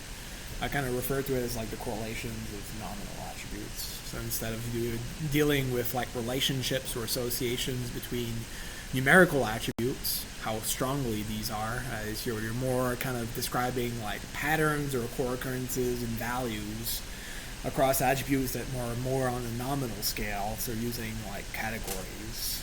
And these are used very often in different domains to find either recurring patterns that occur more frequently, or maybe just like anomalies, where you might have like associations that are very strong between two outcomes, but that don't quite occur like very often. So there's a lot of different methods for going about finding those associations based on certain metrics that you predetermine across very large data sets. So the problem is, like always, hard to find associations when you have, you know, like thousands of attributes. Not so hard when you only have two to look at. I mean, you can kind of like eyeball it and get a sense if something is related to something else just by generating like the graph. You know, if you see like for one value of like an attribute, you find like a different pattern than for the other value. But again, keeping in mind that with lots of attributes, with lots of observations, it can be a little bit hard to do this. The example that I'll be talking about, a little bit about frequent item sets. So it's used a lot in business to look at like transactions in particular. So if you buy something, how often do you buy something else? Pretty basic. And they use some of those rules to do things like recommender systems. So if you happen to like buy milk often, well, you might also be interested in bread. And so somewhere in their JavaScript for their websites, there'll be like a little rule in place where if you buy something like that, it'll display like a bread image at the bottom of the website that says, well, you might be interested in buying this as well, all to get more money. But little variations on these methods are used to look at like sequential patterns. And so if you have like attributes that are ordered in terms of time, where you might have bought something first, like a PC, then you might also be later buying something like a digital camera. So in this case, like temporal sequence is kind of interesting. Lots of work in our field with regards to those kinds of techniques. So things like learning processes and their associated events. So if you do like a summary, like how likely are you to do like something like an inference or like monitoring or understanding. So those kinds of techniques have been grown like pretty popular, at least in our neck of the woods with computer-based learning environments, doing research on them. You'll also look at like different methods for finding like structures within networks. So things like molecular graphs, quite interesting. So you can often like use terminologies to describe these as like looking for like subgraphs, subtrees, or sublattices, like ways of describing like the structure and finding recurring patterns in these. Now, regardless of the method, there's typically algorithms that are built that have like a certain term associated to these. One of these algorithms, for example, might be like the frequent pattern growth mining method that you might encounter in the literature. Of course, there's different alternatives on these. The concern is always like you have like a whole lot of data sets. I mean, like lots of observations, because transaction sets, I mean, these can be like billions of transactions you have to analyze.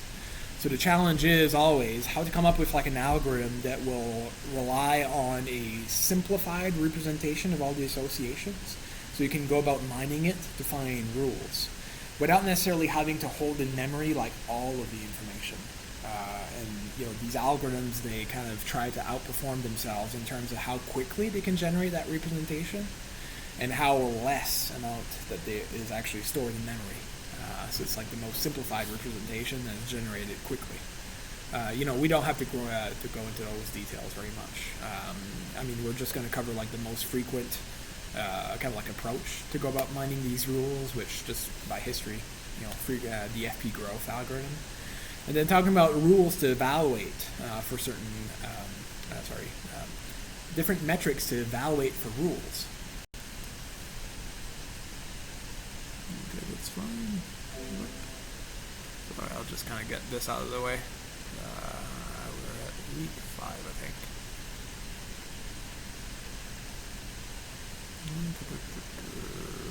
Okay, yeah. So finally, different metrics to evaluate for rules.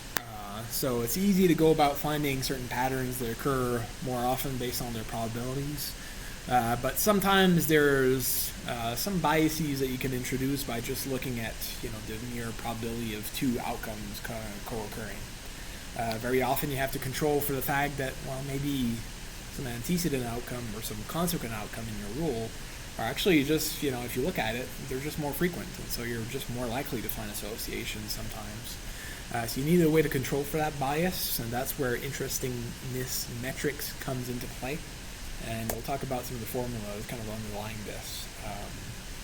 This is kind of like a new section of the course. I like to kind of talk about like the modeling algorithms to give you just like a really simplified kind of examples of the calculations behind them. So you get a sense for like their understanding of like how they go about working essentially. So I did prepare a little example. If you take a look at that example data set over here, so this is like a classical example of how to go about mining for association rules using the FP growth algorithm. And the first step for using the FP growth algorithm is to generate what's called an FP tree. So FP for frequent patterns. So if you have a data set, for example, here, which is a list of transactions, so ranging from transaction 100 to 500, you might find that somebody bought like a few items that, just for the sake of example over here, are just like denoted by different letters. And so, for example, I don't know, how do you call that? Somebody that pays money is a somebody that does a transaction is like a, let's just call him a buyer. All right, so buyer 1. No, consumer. Better, more accurate. Consumer 1 bought item FACDGIMP, and then you might have like a different consumer that bought items ABCFLMO. So notice that some of these actually repeat in the sense that you might have like two consumers that bought the same item. Now the first step towards kind of getting a sense for relationships amongst the types of items that were bought is to specify some minimum criteria for what would be, something that would be like frequent. That's we kind of refer to as like a minimum support threshold. That threshold can take different forms. It could be like actually a proportion, or it could be like a frequency, kind of like a count. In this case, for this example, that would be a count. So a minimum support of, let's say, assuming like 3 transactions. Well, there's a few items in there that are mentioned across all the transactions more than 3 times. Starting with probably the most frequent one, like F and C. If you start counting them, like F over here has been bought by consumer 1, 2, consumer 3, and then by consumer 5 too over here. So it was bought a total of 4 times. If you look at the item frequency table, you'll see rank ordered all of them in ascending order in terms of the frequency at which you've kind of saw these transactions. So item C, for example, was bought like 4 times. So if you look over there in the transactions, C will occur for a list of consumer purchases for 1, 2, 4, and 5 for a total of 4 times.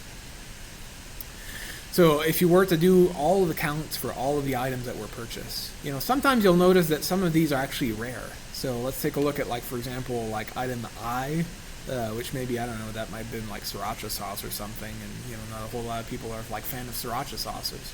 So it's only like purchased in like 1 transaction. So therefore, that doesn't make the list because only a transaction value of 1 is smaller than the threshold value that you've already predetermined, which would be a total of 3. So the first step towards mining for associations, always to specify your minimum support that you're looking for in terms of just kind of weeding off like what kind of items are more frequent and what types of items don't occur as frequently. So using that as a threshold, you can pretty much like filter for certain items that would be a little bit more prevalent. So if you take a look at all of the items over here that are bolded in red, you'll notice items like F, C, A, M, P. These again are like rank ordered in terms of the increasing level of frequency. So F is bought more often than item P, for example, so 4 times as opposed to 3 times. And you'll see them rank ordered in terms of increasing order of frequency from the left-hand side to the right-hand side. So the ordering is meaningful there because we'll be relying on that to generate the tree. So for the second transaction, like transactions like O, L, in this case, I think that's about it. I mean, those don't occur as frequently. Again, they fail to meet the minimum support threshold. And so we'll only be analyzing the following items, so F, C, A, B, and M, and so on and so forth for all of the remaining transactions. So weeding the ones that occur most frequently from the ones that don't occur or that occur the least frequently. Does that make sense up to this point? So basically, buying stuff. So the first step towards generating the FP tree. So again, what we're trying to do here is like mining for the most frequent items without necessarily having to store all of that information in memory when you're applying the algorithm. So the first step in terms of generating the tree, going for all of our transactions from the left-hand side to the right-hand side. So starting from the items that are bought more frequently to those that are bought the least frequently. We can generate a tree by defining first off like a root node over here, and then going from the left-hand side to the right-hand side, specifying that F has been bought like once, C has been bought once, and then A has been bought once, M, and then P. You'll notice all of these nodes are interrelated by these links. And that notation is used so that you can map the following transactions back onto the tree. So if we move on to the second transaction, you'll notice in this case, F was also bought. And so the frequency of transactions over here is just incremented by 1. So F is equal to 2. Same thing for C. So that's been bought twice. A has been bought twice. However, right about this point, you'll see that there's like a unique set of transactions there. So because B was only bought once, never been bought before. So here, whenever you have non-matching nodes, you can just create a new node to take that into account. So B is equal to 1, and then that's followed by M is equal to 1. So that's why the rank ordering here, and just making sure that you rank order from the most frequent to the least frequent in the list. So from the left-hand side to the right-hand side is meaningful. Because again, like the algorithm, kind of like trying to get like a good representation of the most frequent items and how they might be associated without having to represent all of the associations. So it just goes through like a heuristic, like a strategy of trying to represent that information as well as it can, but just being, the most simplified representation of this. So going over like the whole list from like top to bottom, so you'll find a resulting tree. So the F item has been bought 4 times. Whenever you bought like the F item, at least one of those, you also bought the B item. So in like transaction 3. If we go down, let's say that we saw a total of like 4 transactions with F, but 3 of them also bought A and C, as in the case of transaction 1 here, transaction 2 here, and then F and C we also see in transaction 5 at the bottom. Now it gets a little bit more complicated over here. So like on 2 occasions we found that M and P was bought alongside A, C, and F. So again, looking at the bottom and then the top transaction over here, mapping them together. And then when somebody bought M and B, we also found that they bought A, C, and F. So that would be the transaction over here, number 2. And then there's that odd one over here on the right hand side where somebody for some reason bought C, B, and P, but we don't see that a whole lot in the data set. In fact, it only occurs once for that odd transaction over here. Make sense so far? So just creating simplified representation that captures the associations, the frequencies, again without necessarily having like a complete count for all the possible interrelationships among these things. Now the way that the algorithm works is that if you hold this table in memory, in fact I should have copy pasted it on the subsequent slide, but let's say that we're going to go from the bottom to the top, starting with the P transactions. So the way that the algorithm works is that I'll go upwards to the tree, looking at the very last value over here. So we start off with P because at the bottom of the tree you'll find all transactions that usually include P. And here you can map, well, when somebody bought P, what are the other items that they also bought? So like on 2 occasions here they bought P. In those cases they also bought M, A, C, and F. So you'll see those listed over here in the conditional pattern base, it's called. So for P, you also find F, C, A, and M. And that pattern occurred a total of 2 times when P was bought. We also have a pattern where when somebody bought P, at least on 1 occasion, they also bought C and B. So you have it listed over here, C and B. Now you remember at the very bottom when we had our minimum support threshold set to a value of 3? That means that only items that occur more than 3 times can be considered like meaningful, like worthy of inclusion in an analysis. If you take a look at that pattern, you can see that C was bought once for P. C was also bought twice in 2 separate transactions over here, along with like F, A, and M. So it's fair to say that C occurs at least 3 times when P was purchased, and therefore that's at least equal to the minimum support threshold that you've defined. However, if we were to look at like B, well, B's only bought like once. That's not a whole lot. And then M, A, And also F, well, that's only bought like 2 times when P is bought. So that also fails to meet the threshold. So again, that minimum support threshold is really important, the one that you define, right? So you can whittle down to look at associations that at least occur more often than that basic kind of count threshold that you specified. So we have our pattern base that we've derived just through the tree itself. Just looking at like whenever somebody bought like an item like P, they also buy FCAN at least twice, and then C and B at least one time. And then from there, we can rely on our minimum support threshold to derive the conditional FP tree, which will serve as the basis for creating like a rule set. So only one item in this particular case, C, meets the threshold that we specified for minimum support, which would be 3.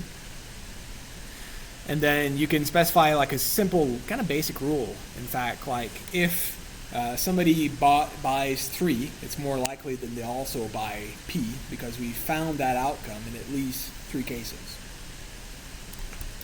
So you have to imagine the algorithm going through each and every use case for all the items, starting from the bottom of the table and then working its way upwards. So first I'll evaluate for P, and then for M, and then for B. And I'll generate an output that kind of looks like this representation over here in the table, where if somebody bought M, well, it's also pretty likely that they've bought F, C, and A. In fact, if we look in our tree, we find that M was actually purchased twice over here. Oh, is that the complete tree? Okay, over here. So, in fact, if we look at our FP tree, M was purchased at least 2 times. We found that on those occasions, they also purchased F, C, and A. But over here was a purchase once. And so, yeah, they purchased also B, but also A, C, and F. So you can see that like the total being equal to 3 on 3 occasions at least. You also see like A being purchased, C being purchased, and then F being purchased. So you'll see that over here at the table. So we see FCA 2 times, FCAB once. So that means that at least on 3 occasions, F was purchased, C was purchased, and A was purchased when specifying whether or not M was purchased. So a little bit about the filtering process. So like all the little extraneous noise, like we're not interested in it. Like B was only purchased once. So that's not going to be included in the final rule set as per the minimal support threshold that we specified. So that's a little bit of the theory behind how the FP growth algorithm works. So let's switch to RapidMiner to see how you can set that up. But just the FP growth algorithm, so I'll talk about like the association rule mining one next. Now the way that this works in RapidMiner, so if you downloaded the course materials for week 5, you should see the setup already. I mean, like all the interconnected like operators already set up for you in selection 4, and that's in data processing over here. So it's embedded within data processing. So you double click, and that should take you over to like selection 4 over here. If you actually want to run it to see the output, just make sure to select here for data processing, specify that you want to select the 4th sub-process. And then to see the results, you can just click on the play icon over here to run your results. I just wanted to mention like a few things. First off, with regards to pre-processing, so there are a few steps that you need to take in order to do an association rule mining analysis in RapidMiner. First of which is to convert all of your numerical attributes and your nominal attributes to binomial scale. So meaning like a value, a category, either occurred or didn't. So if you take a look at the data pre-processing steps, and I've labeled this process as like feature transformation selection here in step 1 to 3. So there's a few embedded steps there. First off, selecting a feature. So for the sake of example here in this analysis, I've only selected 2 attributes, sex, so if your observation was male, female, for your passenger, and then the outcome, survive, so whether or not they survived or didn't. Over here in step 2, notice the numerical to binomial operator over here. That's a quick and easy way of going about converting a numerical attribute to a binomial one. You can specify a minimum and maximal value threshold in order to check for a certain range of values. So if you had age, for example, that you wanted to do like association rule mining with, so let's say that instead of using like correlations for age, you would use this analysis. You can specify here from like a minimum of value of like 0 to a maximum value of, let's say, I don't know, like 20. And that could be like a label for like a younger age. That will result in a new attribute where you'll have that age range, 0 to 20, which is either assigned a value of yes or no, depending on if the numerical value actually fits within the range. Mind you, I always recommend, typically if you're kind of discretizing a feature, for example, and you want to convey whether or not that new feature that you've created is actually associated with the outcome, it might make sense to just rely on the bins that you've defined previously in the data preprocessing steps. And so in that case, that step won't apply, so it just won't be used, and so you can just disregard it. Since, typically, like, you might want to create like more than one range in order for it to actually be like useful towards like prediction. So you might be testing for like something like 3 ranges, like 3 bins, or 4 bins, 5 bins, and so on and so forth, to have something a little bit more specific in terms of the information that you want to glean for your numerical attributes. But that's just kind of like one quick and easy way of going about doing it. The other steps here is to convert the nominal attributes to binomial ones. So here using the text string to nominal. So text to nominal here for everything. And then converting the nominal to binomial. Make sure to select include special attributes over here so that your survived attribute is in fact included within that step.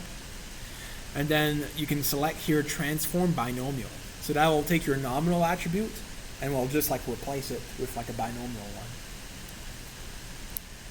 And for the step 3, so what I've added in here is just to like convert certain attributes, like passenger ID. So that will be set up as your ID attribute just for like metadata, so you can keep track of your examples, how they're being like classified, how they're being treated.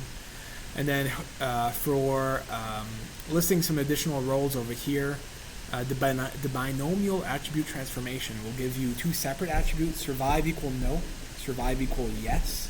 And both of these, rather than being treated as a label in this analysis, you can convert it as a regular attribute, so it'll actually be included within the analysis. Since associated rule mining and like RapidMiner doesn't quite treat like label attributes, it doesn't include them in the analysis unless you do the conversion explicitly. So what the data set actually looks like after you've applied these steps, and here we can add in like our breakpoint after, and pause the analysis to see what it gives us, is this table over here where you have passenger ID from 1 to however, which way many passengers that we have at 891. Although we filtered already for like 2 outlying cases, so we have 889 examples. I think here I'm filtering for the embarked, so we have like 2 missing values in there. And then you have an attribute value for sex equal male, and the cell values are either true or false. Again, a separate attribute for sex equal female, sex equal missing, which we don't have any missing labels, but that's just kind of like recognized as an option anyways. It's kind of like has to do with like how you loaded the data set initially in RapidMiner before the data pre-processing steps. So for all intents and purposes, that'll just be like excluded from the analysis because nothing will come out of it. The false value is just being assigned to all of the cells. So you don't really have to worry about it, although you could select it out if you wanted to. And then the 2 outcomes, either survive is equal to no, which is either true or false, and then survive is equal to yes, which is either, again, true or false. Does that make sense in terms of the data pre-processing? So you can kind of imagine this as being like a side step.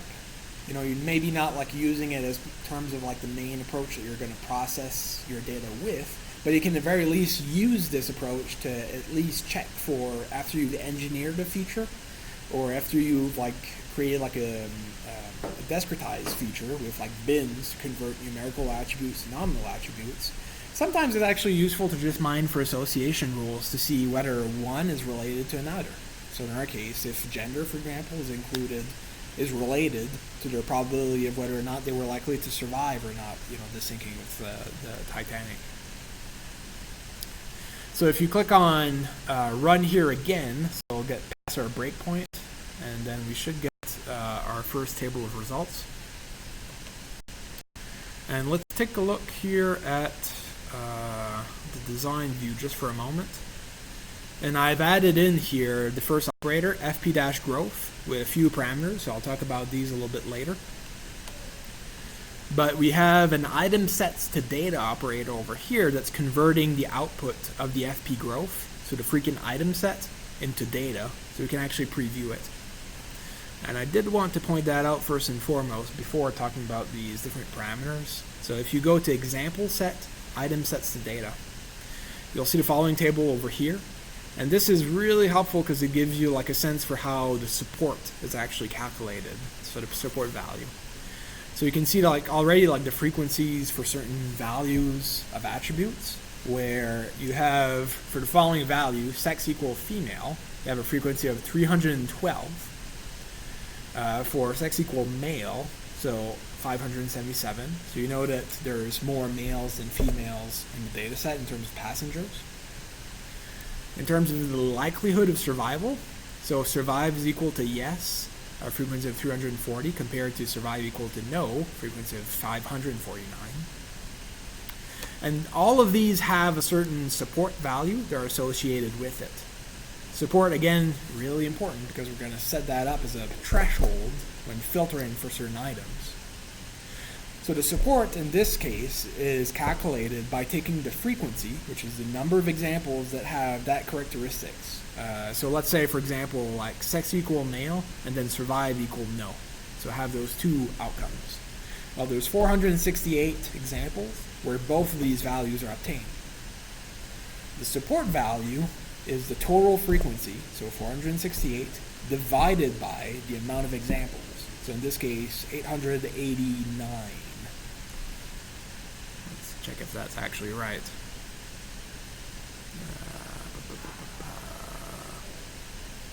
Example set is over here, so 889 examples, so that would be correct. So 468 divided by the total amount of examples, 889 will give you the support value over here of 0.526. So essentially you can treat it as a probability. So there's about 53% probability of finding within our data set an observation that has these characteristics. Sex equal male, survive equal no. So right off the bat, depending on the parameter that you specified in the FP growth operator, you might see some items being included in the list or excluded from that list, even from inclusion in the analysis, the further analysis, just on the basis of their support value and how frequent these are occurring. These parameters you can specify by clicking on the FP growth operator over here and taking a look at all the parameter values there. The way that we've set up our data preprocessing, and here I'll just click on hide advanced parameters for now, but the way that we've set up our data preprocessing is assuming an input format of items in dummy-coded columns. So meaning that all your attributes are just binomial attributes, so they either occurred or didn't, and they either have like a value of true or false. There's different ways of going about setting this up. They have actually like tutorials for how to set up the analysis in all three cases a little bit below. So if you jump to the tutorial process, you should see like a few like example cases where the data set was actually manipulated in different ways. I think the relevant hyperlinks you can find by just scrolling under the help section, and you'll see all three cases being listed here. Or I guess there was like a case there upwards. But you can click on those hyperlinks and take a look. But assuming items in dummy-coded columns, the minimal requirement you can set either as a support. If you specify support, that will be a probability value that you have to enter in terms of your minimal support. So for an example, since it's a probability, something like 0.3, it has to at least occur for more than 30% of all examples to be worthy of inclusion. But if you change that value to frequency, then you'll have to keep in mind, okay, well, I have 889 examples, so maybe somewhere along the range of like 300 for the frequency, and then you add in your count. So frequency is a little bit synonymous like with the example where it's just basically like a count of times that it occurred. Support, think of it as like more like probability, so 0.3 in this case.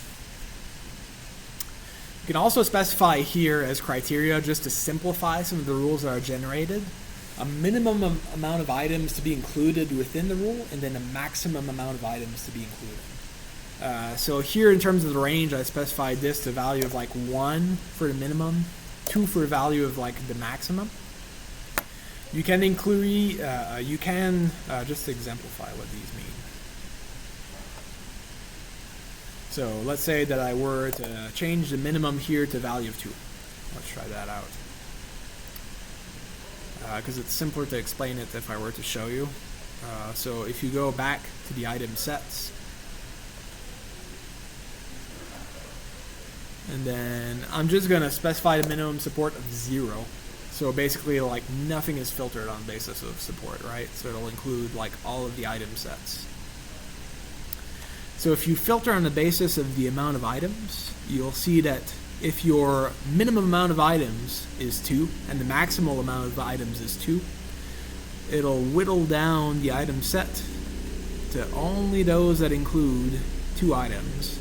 So survive equal no, sex equal female, survive equal yes, sex equal female, so on and so forth. So sex equal male, survive equal yes, and then sex equal male, survive equal no. So you'll notice in all those cases, always 2 items. Because you filtered out the ones with like a minimal value of like 1. That can be really useful to specify as parameters because the more you include attributes, the more you can assume like combination values. And if you don't filter it down, well, if you have like 100 attributes in there, you might have like rules with like combinations of like 100 different values. At some point, the rules, they all become meaningful. Because you can't even like keep in your mind like all possible variations of these different values. So usually try and specify a minimum and maximum amount of items to something that's a little bit more meaningful in the range that you can actually like interpret them. No more than like 3 or 4 if you really want to get complicated. Because keep in mind that if you run an analysis with this stuff, you're going to have to write up the results and present them in some way. And so if you start adding in tables with like hundreds of values, not really going to fly. In terms of most journals, it's just like looks odd. Other criteria that you can use to filter are the maximum number of item sets, which is kind of like the total number of items in the list. I always recommend to wait on that parameter and just include like a value that's about as high as it goes. The default is just like, I think like 100,000 item sets or like 1 million in there to be included, and that's just about fine. You can always filter for item sets like later on in the analysis, and there's no point of being like exclusive up to that point, especially since the filtering using that parameter is just done using from the top of the bottom to the bottom, from the top of the table to the bottom. It'll just cut out all the bottom part, and it won't actually filter on the basis of like support or any other criteria. And so in a lot of cases, you just like end up excluding a lot of interesting rules that, otherwise, would have been fun to find, but, so, keep that in mind, try to keep that value as high as possible. We can filter for that later. We can also filter for any items that contain certain values. You can add in those values here, must contain an item, and specify that any items should include survive equal to no. So if I were to run the analysis, it'll just exclude any items that don't include that value. So item sets the data.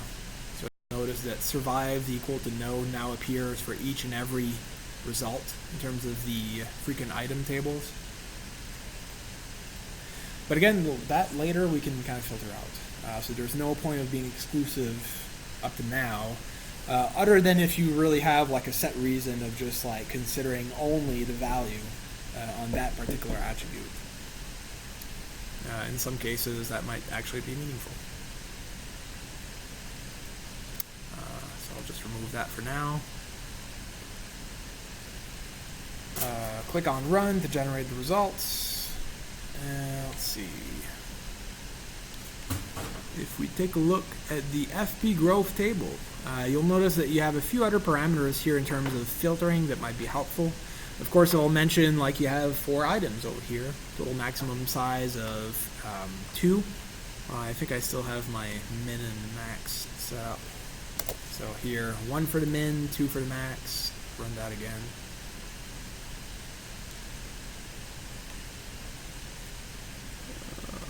Okay.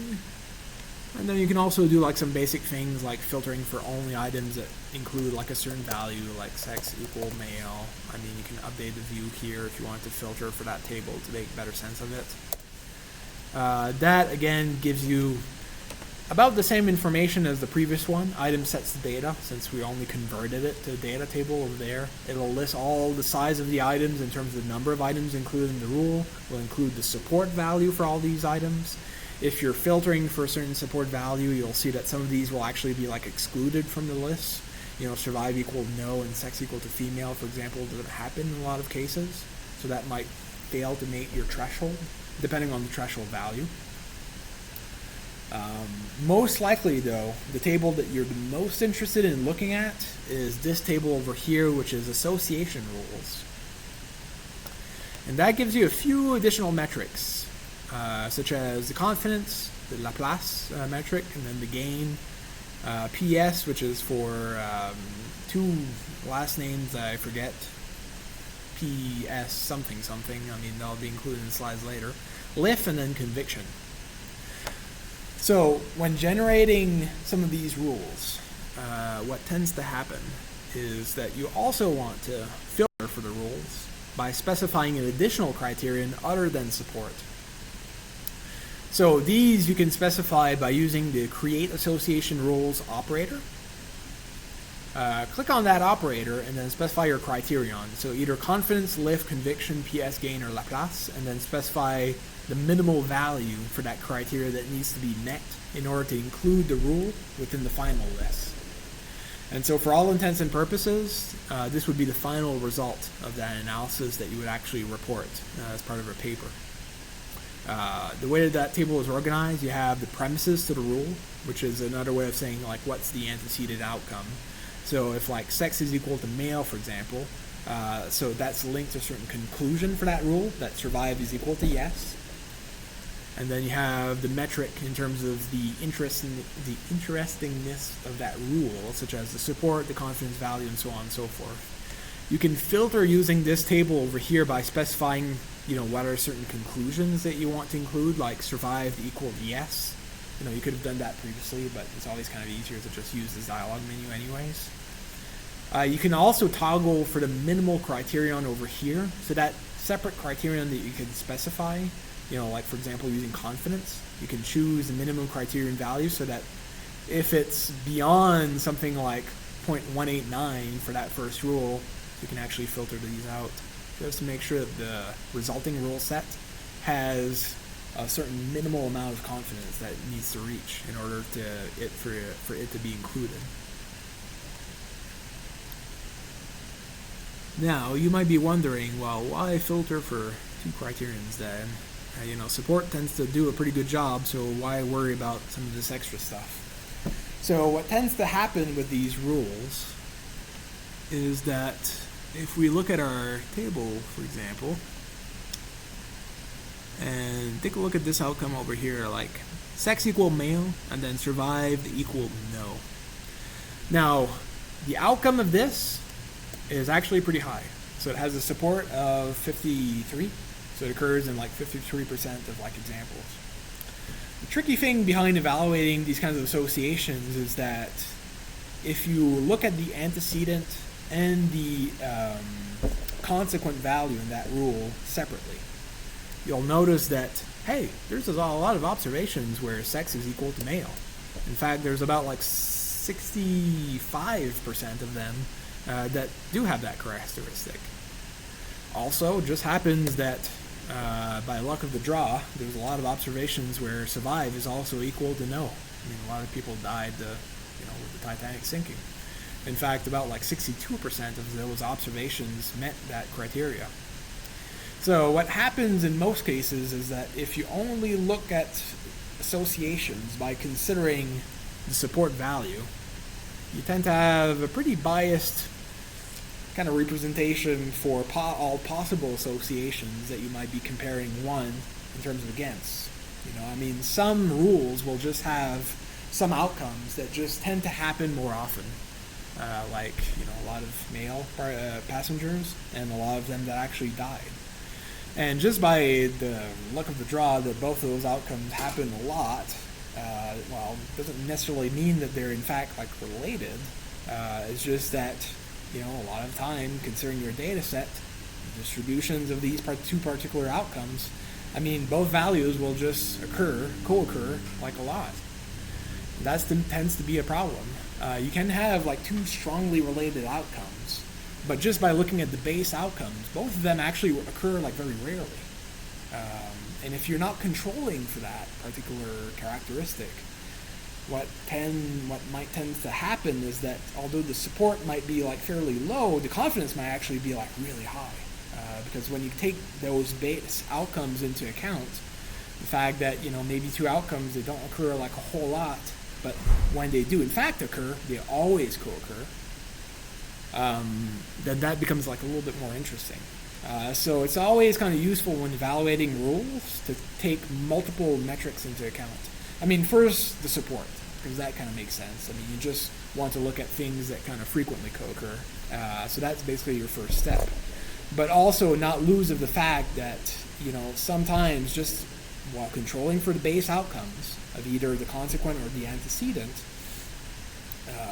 failing to control for these might provide you with a biased kind of representation of the fact that it might just be favoring things that just occur often separately. So there's a few different ways of going about using these metrics to control for these, and maybe it'll be a little bit more evident when I show you how these are actually calculated. So what I've done here is I've listed on the slides the formulas for each of these metrics, starting with the confidence value. And there's a visual representation over there for our example of there's 4 possible outcomes, male and female, if they survived or not in all cases. And then looking at the numerator of that formula, and then the denominator of that formula, what those different values kind of represent, just geometrically. And so, if in the case of confidence, for example, if you're looking at 2 outcomes, the probability of yes, you were male, and then yes, you survived, or in this case, this value false, so you didn't. So we know the support for both of those outcomes is about 53%. However, you can control for the base rate of occurrence of at least the antecedent value, which would be in this case, sex equal male. Well, that tends to happen a whole lot, and that matters. I mean, if you're claiming that, both of these are related, you might also want to control for the fact that, sometimes one of the categories, they just happen a whole lot in the data set. So what you can do is just to divide the support value for the relationship between both of these outcomes, divide it by the support value for only the antecedent item over here. So that's the confidence metric. It'll give you a range of values. It will give you a value that ranges from possible values of 0 to 1, with values closer to 1 being more kind of interesting, being stronger. Since you can imagine there that as the denominator, the value here grows, the value that you'll obtain from the confidence will also decrease. So it's a way of controlling for the fact that that outcome just happens a whole lot in the data set. Again, that tends to be really most helpful in the cases where you might have an outcome where male, or in this case female, doesn't occur as often. And so in this case, you'll correct for that bias by including a smaller value here in the denominator, which will give you a greater confidence value. So you might find the support value here for this relationship, sex equal female, and then survived equal false, will be it might occur less frequently. But after you control for the fact that the occurrence of the antecedent is also very rare by just dividing it based on the denominator over here, so it'll actually correct for the bias, and then your confidence value might be a little bit higher. So it gives you like a better appreciation for those relationships by just taking into account like different kind of like source of information. You know, in this case, you're just like controlling for like what's the base rate of like this area over here, which is your antecedent outcome, your antecedent item, to be consistent with the terminology there, that like male, sex is equal to male. And all these little metrics, they do like slight little variations on the formula to kind of represent that area in a slightly different ways. Like, you know, somebody came up with like the idea for the confidence metric, and then later on they said, well, you know, wait a minute. I mean, the support value there, we might want to control for a little bit like how much importance that we give that criteria. So we could use like a constant value over here, just like add in like a value of 1 to the support, and then maybe a value over here of some kind of constant that we can control for. So if you add in a value of 2 for what's called like the Laplace metric decay value, so that constant value over here, so you can actually control that using the create association rules operator in RapidMiner. You can specify the value. Some people will sometimes use like a more conservative constant of a value of 2, meaning that I want to accord about, you know, twice as much like importance to that denominator value over there, so that the Laplace criteria will be like very much more conservative. Or you can also specify, hey, I want to actually be this to be like less conservative. I don't care so much about like correcting for the bias over here. You can just assign like a value of 0.5 actually. And because you're adding in like a constant value of 1 over here, you're according more importance to the numerator. So again, here the values will deviate slightly from 0 to 1, but not slightly on the linear scale because of the constant you've just added in. So it'll actually be like a little bit more of a curved linear scale. So maybe you'll find like more values will range around the 0, or more values will range around the 1. And so depending on the field, sometimes you might end up using confidence, sometimes you might end up using Laplace. A lot of people that tend to use the Laplace metric will actually manipulate that constant value. So they'll report the results for when you use like something like 0.5, 1, and then 2 as the constant value in the table. So you can get like a little bit more better appreciation in terms of changes for all the results of just like how much important it is to kind of control for the bias to determine whether a rule is like interesting or not. So again, kind of like targeting that area over here, but either like increasing it or like decreasing it in value accordingly based on like the constant value that you assign. The gain metric is actually slightly different. So instead of using a ratio, you're using a difference score. Again, the idea is the same. You can use the constant value here to modify like how much importance are you assigning to the support value for the antecedent of your rule. So either multiplying it by 2, which will be like much more conservative, or multiplying it by 0.5, which will be less conservative. But here you have to be careful because when you're interpreting the results will tend to range from like -1 to 1. Again, depending on the difference score over here, like how much of the support value for the relationship that you're evaluating is greater or smaller than the support value for the antecedent outcome. So here you can't quite interpret it as a ratio, so that's a different score. And so the direction of the difference will matter. If it's like a positive score, if it's a positive score, that means it's great. The rule is likely to be interesting because the support value is greater than the support for just simply like the antecedent outcome over here for the rule. And it's just like a slightly different way of going about describing it, right? That you have to be mindful based on the formula. So that's all fine and well, but in controlling for the antecedent outcome, I mean, you're kind of like discounting like other sources of information.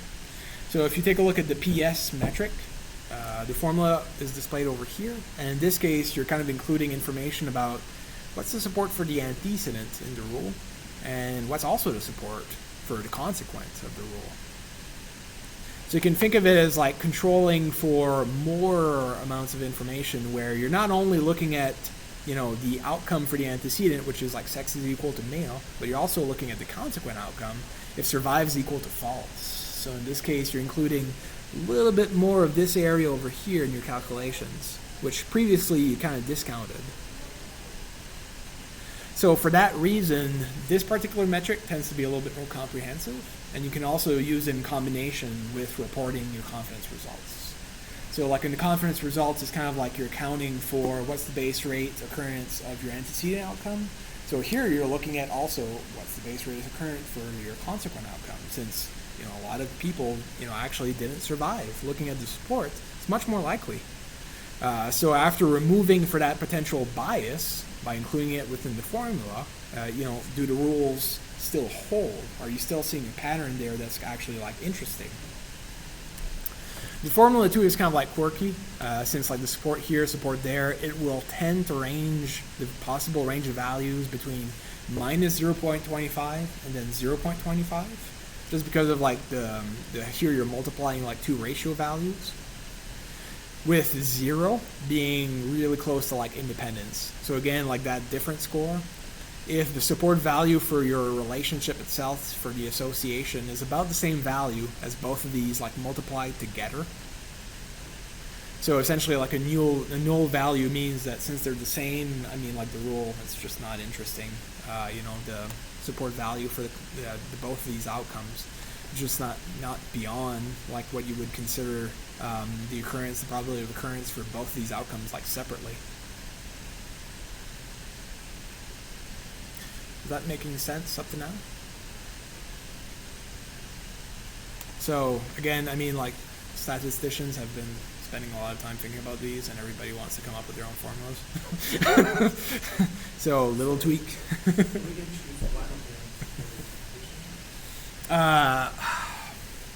There's different ways of going about answering that question. You can cite past studies and follow the same guidelines that they've been using to report. I can tell you that like some will, usually like this one is used in combination with like confidence, and then some people will tend to just like use either the Laplace or the gain metric separately, but vary the constant value. So I've seen like all three cases, but it depends on your study. Every field has like slightly different tweaks, and it kind of depends too on like how you want to generate the rules. You have to make like a reasoned argument for it. Like to use an example, for example, like in BioWorld, like we weren't interested in like support. We were using like association rules to check when somebody when somebody gathers like an evidence item with regards to like a certain symptom, like maybe like you were coughing or something, how likely is that associated with like a certain symptom that was like incorrect, meaning that you might have been trying to diagnose like a pheochromocytoma case, but you chose like something like arrhythmia, for example, like a heart attack.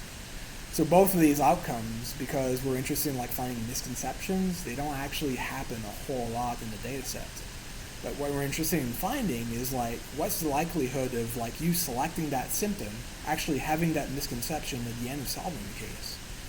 And that's really where like metrics like the confidence outcomes really matters most in the support. If you're only looking at support, you would never find a rule. But if you kind of control for it by looking at the base rate of occurrence, dividing it in the denominator, you'll find that actually like they're perfectly related in some cases, where like everybody that had that misconception, they always selected that symptom. That's meaningful for like a predictive model, because if you're able to predict that accurately, well, somebody to highlight that symptom, and you might want to intervene because they're about to make a decision that will lead the patient to be misdiagnosed. They might die, and so that's bad for their self-efficacy, and they come out of the session thinking that they're not really good doctors, even though it's just a tutoring system that doesn't mean all that much. That outcome you want to avoid, just from like an instructional perspective. So it's kind of like, it depends on the subject matter that you're studying. You really have to be mindful of formulas and set up your own threshold values and then make like reasoned arguments. And sometimes you might be a little bit too much conservative. You might choose like extreme values and get nothing out of your item rule set. You might do like little tweaks, maybe you get a little bit more. But the idea is to kind of like eliminate everything from like the noisy data that doesn't really matter. It's like maybe you just want to report like what are the top 5 rules. So you tend to like tweak the values or rank order them right up to the point where you have like your best top 5 rules that you want to report. But I guess, yeah, it's just being knowledgeable of some metrics. I mean, like some of them, you know, they're more like alternatives. Some of them will get like complementary information. Like the lift metric there, like, you know, I tend to like metrics that are a little bit easier to interpret, like ratios. But you might find that actually the PS metric is actually superior because you are taking into account this base outcome over here. Your survival rate is equal to true. As opposed to like here, it's not quite as like represented, right? Because you have like support C in the denominator, which is like your outcome of like survive is equal to false. But it's kind of conflated with the fact that here you're using like confidence in terms of the numerator, and that can be a little bit hard to like picture. So you've controlled for it in the previous step, but now it's just like a numerator, and then you're controlling a separate step. Just like lift, usually you would want to report after doing like confidence, because they're not quite capturing the same information, but they're building on top of each other.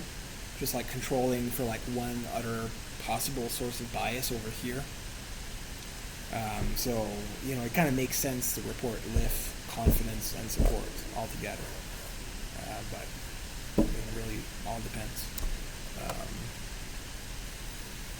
So values for lift range from 0 to 1. Weirdly, values far from 1 indicate that the evidence of A provides information about C, so anything close to like 1 essentially means that you have no interesting relationships to report.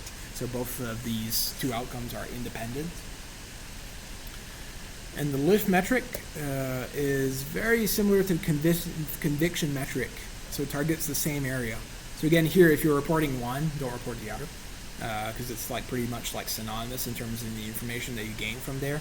The interpretation is different since there you're just like taking the denominator, the numerator, switch them around, and then you do like 1 minus the proportion, which is just about the most like easiest way to get like your own formula in on a paper, I guess, because it's like the same information, but the range of values will kind of change.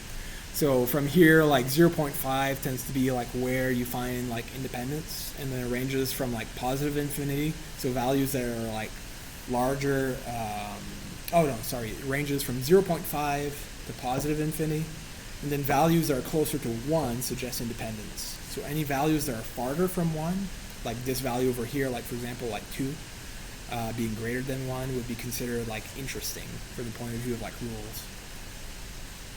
So the key kind of take-home message there is to be like as comprehensive as possible, to consider like multiple metric when you're evaluating your rules, to figure out like exactly the type of information that you're interested in like correcting for, the bias, and then kind of reporting it so that you're considering like multiple criteria to just like evaluate for whether or not like some associations are more likely to occur.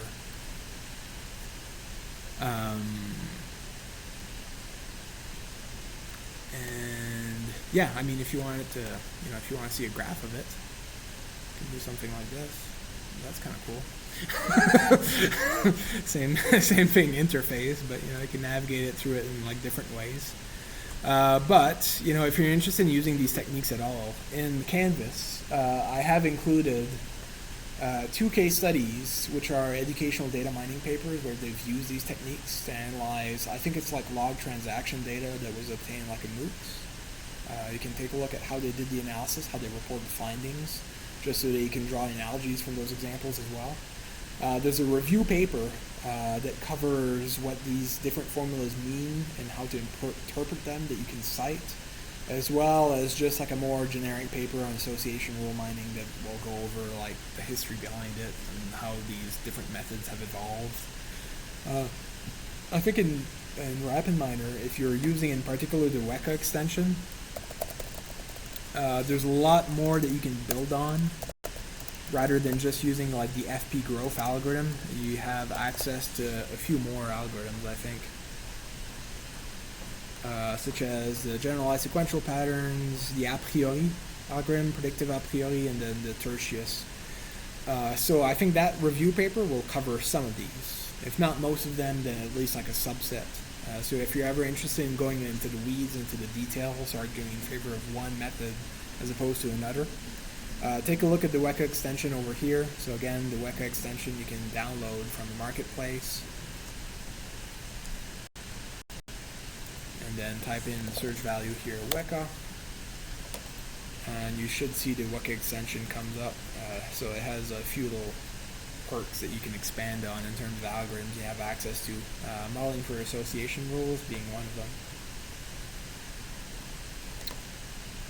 But that is pretty much all that I want to say for today. With that being said, we don't have a whole lot of time as usual for project number 1, but if you do have some questions, I've listed the requirements on the slide. So that'll be due this week, Friday, 11:59 p.m. At a minimum, your project should meet the following requirements. So make sure that your data is all clean. Replace missing values, remove duplicate observations, removing outliers. So you should have step in the data preprocessing pipeline to kind of get rid of those basic issues, as in any analysis. And then try to transform through attributes by including at least one discretized attributes, where you've converted a numerical attribute to bins or ranges of values, and then engineered one feature. So there's an example of that in the RapidMiner process currently. You're free to pick one of the examples and run along with it. If you want to come up with some creative attribute that you want to test in, take a look also at the Kaggle discussion forum. Lots of people have analyzed that data set. They might share some ideas of how to go about doing that. And otherwise, also take a look for some quality metrics with regards to both of those attributes. I'd recommend using association rule mining. It's pretty cool analysis. Otherwise, you can generate some basic quality metrics covering some of the steps that we've learned in the previous week, just to make sure that your attribute is at least adding some information that tends to be discriminative of the outcome, so whether or not somebody survived or not. And then annotations for all the steps. If you want to leave me some comments, some little notes, you can add those in by right-clicking, adding note, just to explain what you're doing at each step. That way also tends to be pretty helpful, when you go back to your process, you kind of remember oh yeah, here's what I did this. There's a few outliers in there, as opposed to oh yeah, I don't quite remember, I'm just gonna remove that, and then that doesn't end up quite being good as well. So you want to annotate all these steps just for future purposes, so you can go back to it later on without having too many questions. And yeah, that's about it for this week. So, if you want to use the remainder of the class time as it is, 15 minutes, I hope 15 minutes to get some work done on that, I'll come over and help you out if you have any questions. Oh yeah, and don't forget the homework, of course, because we're going on a break. It's going to be next week's going to be the fall break and stuff, so that's a lot of time to watch some instructional videos, read some textbook chapters, and solve some Code Academy modules, all fun stuff. So that's available in Canvas.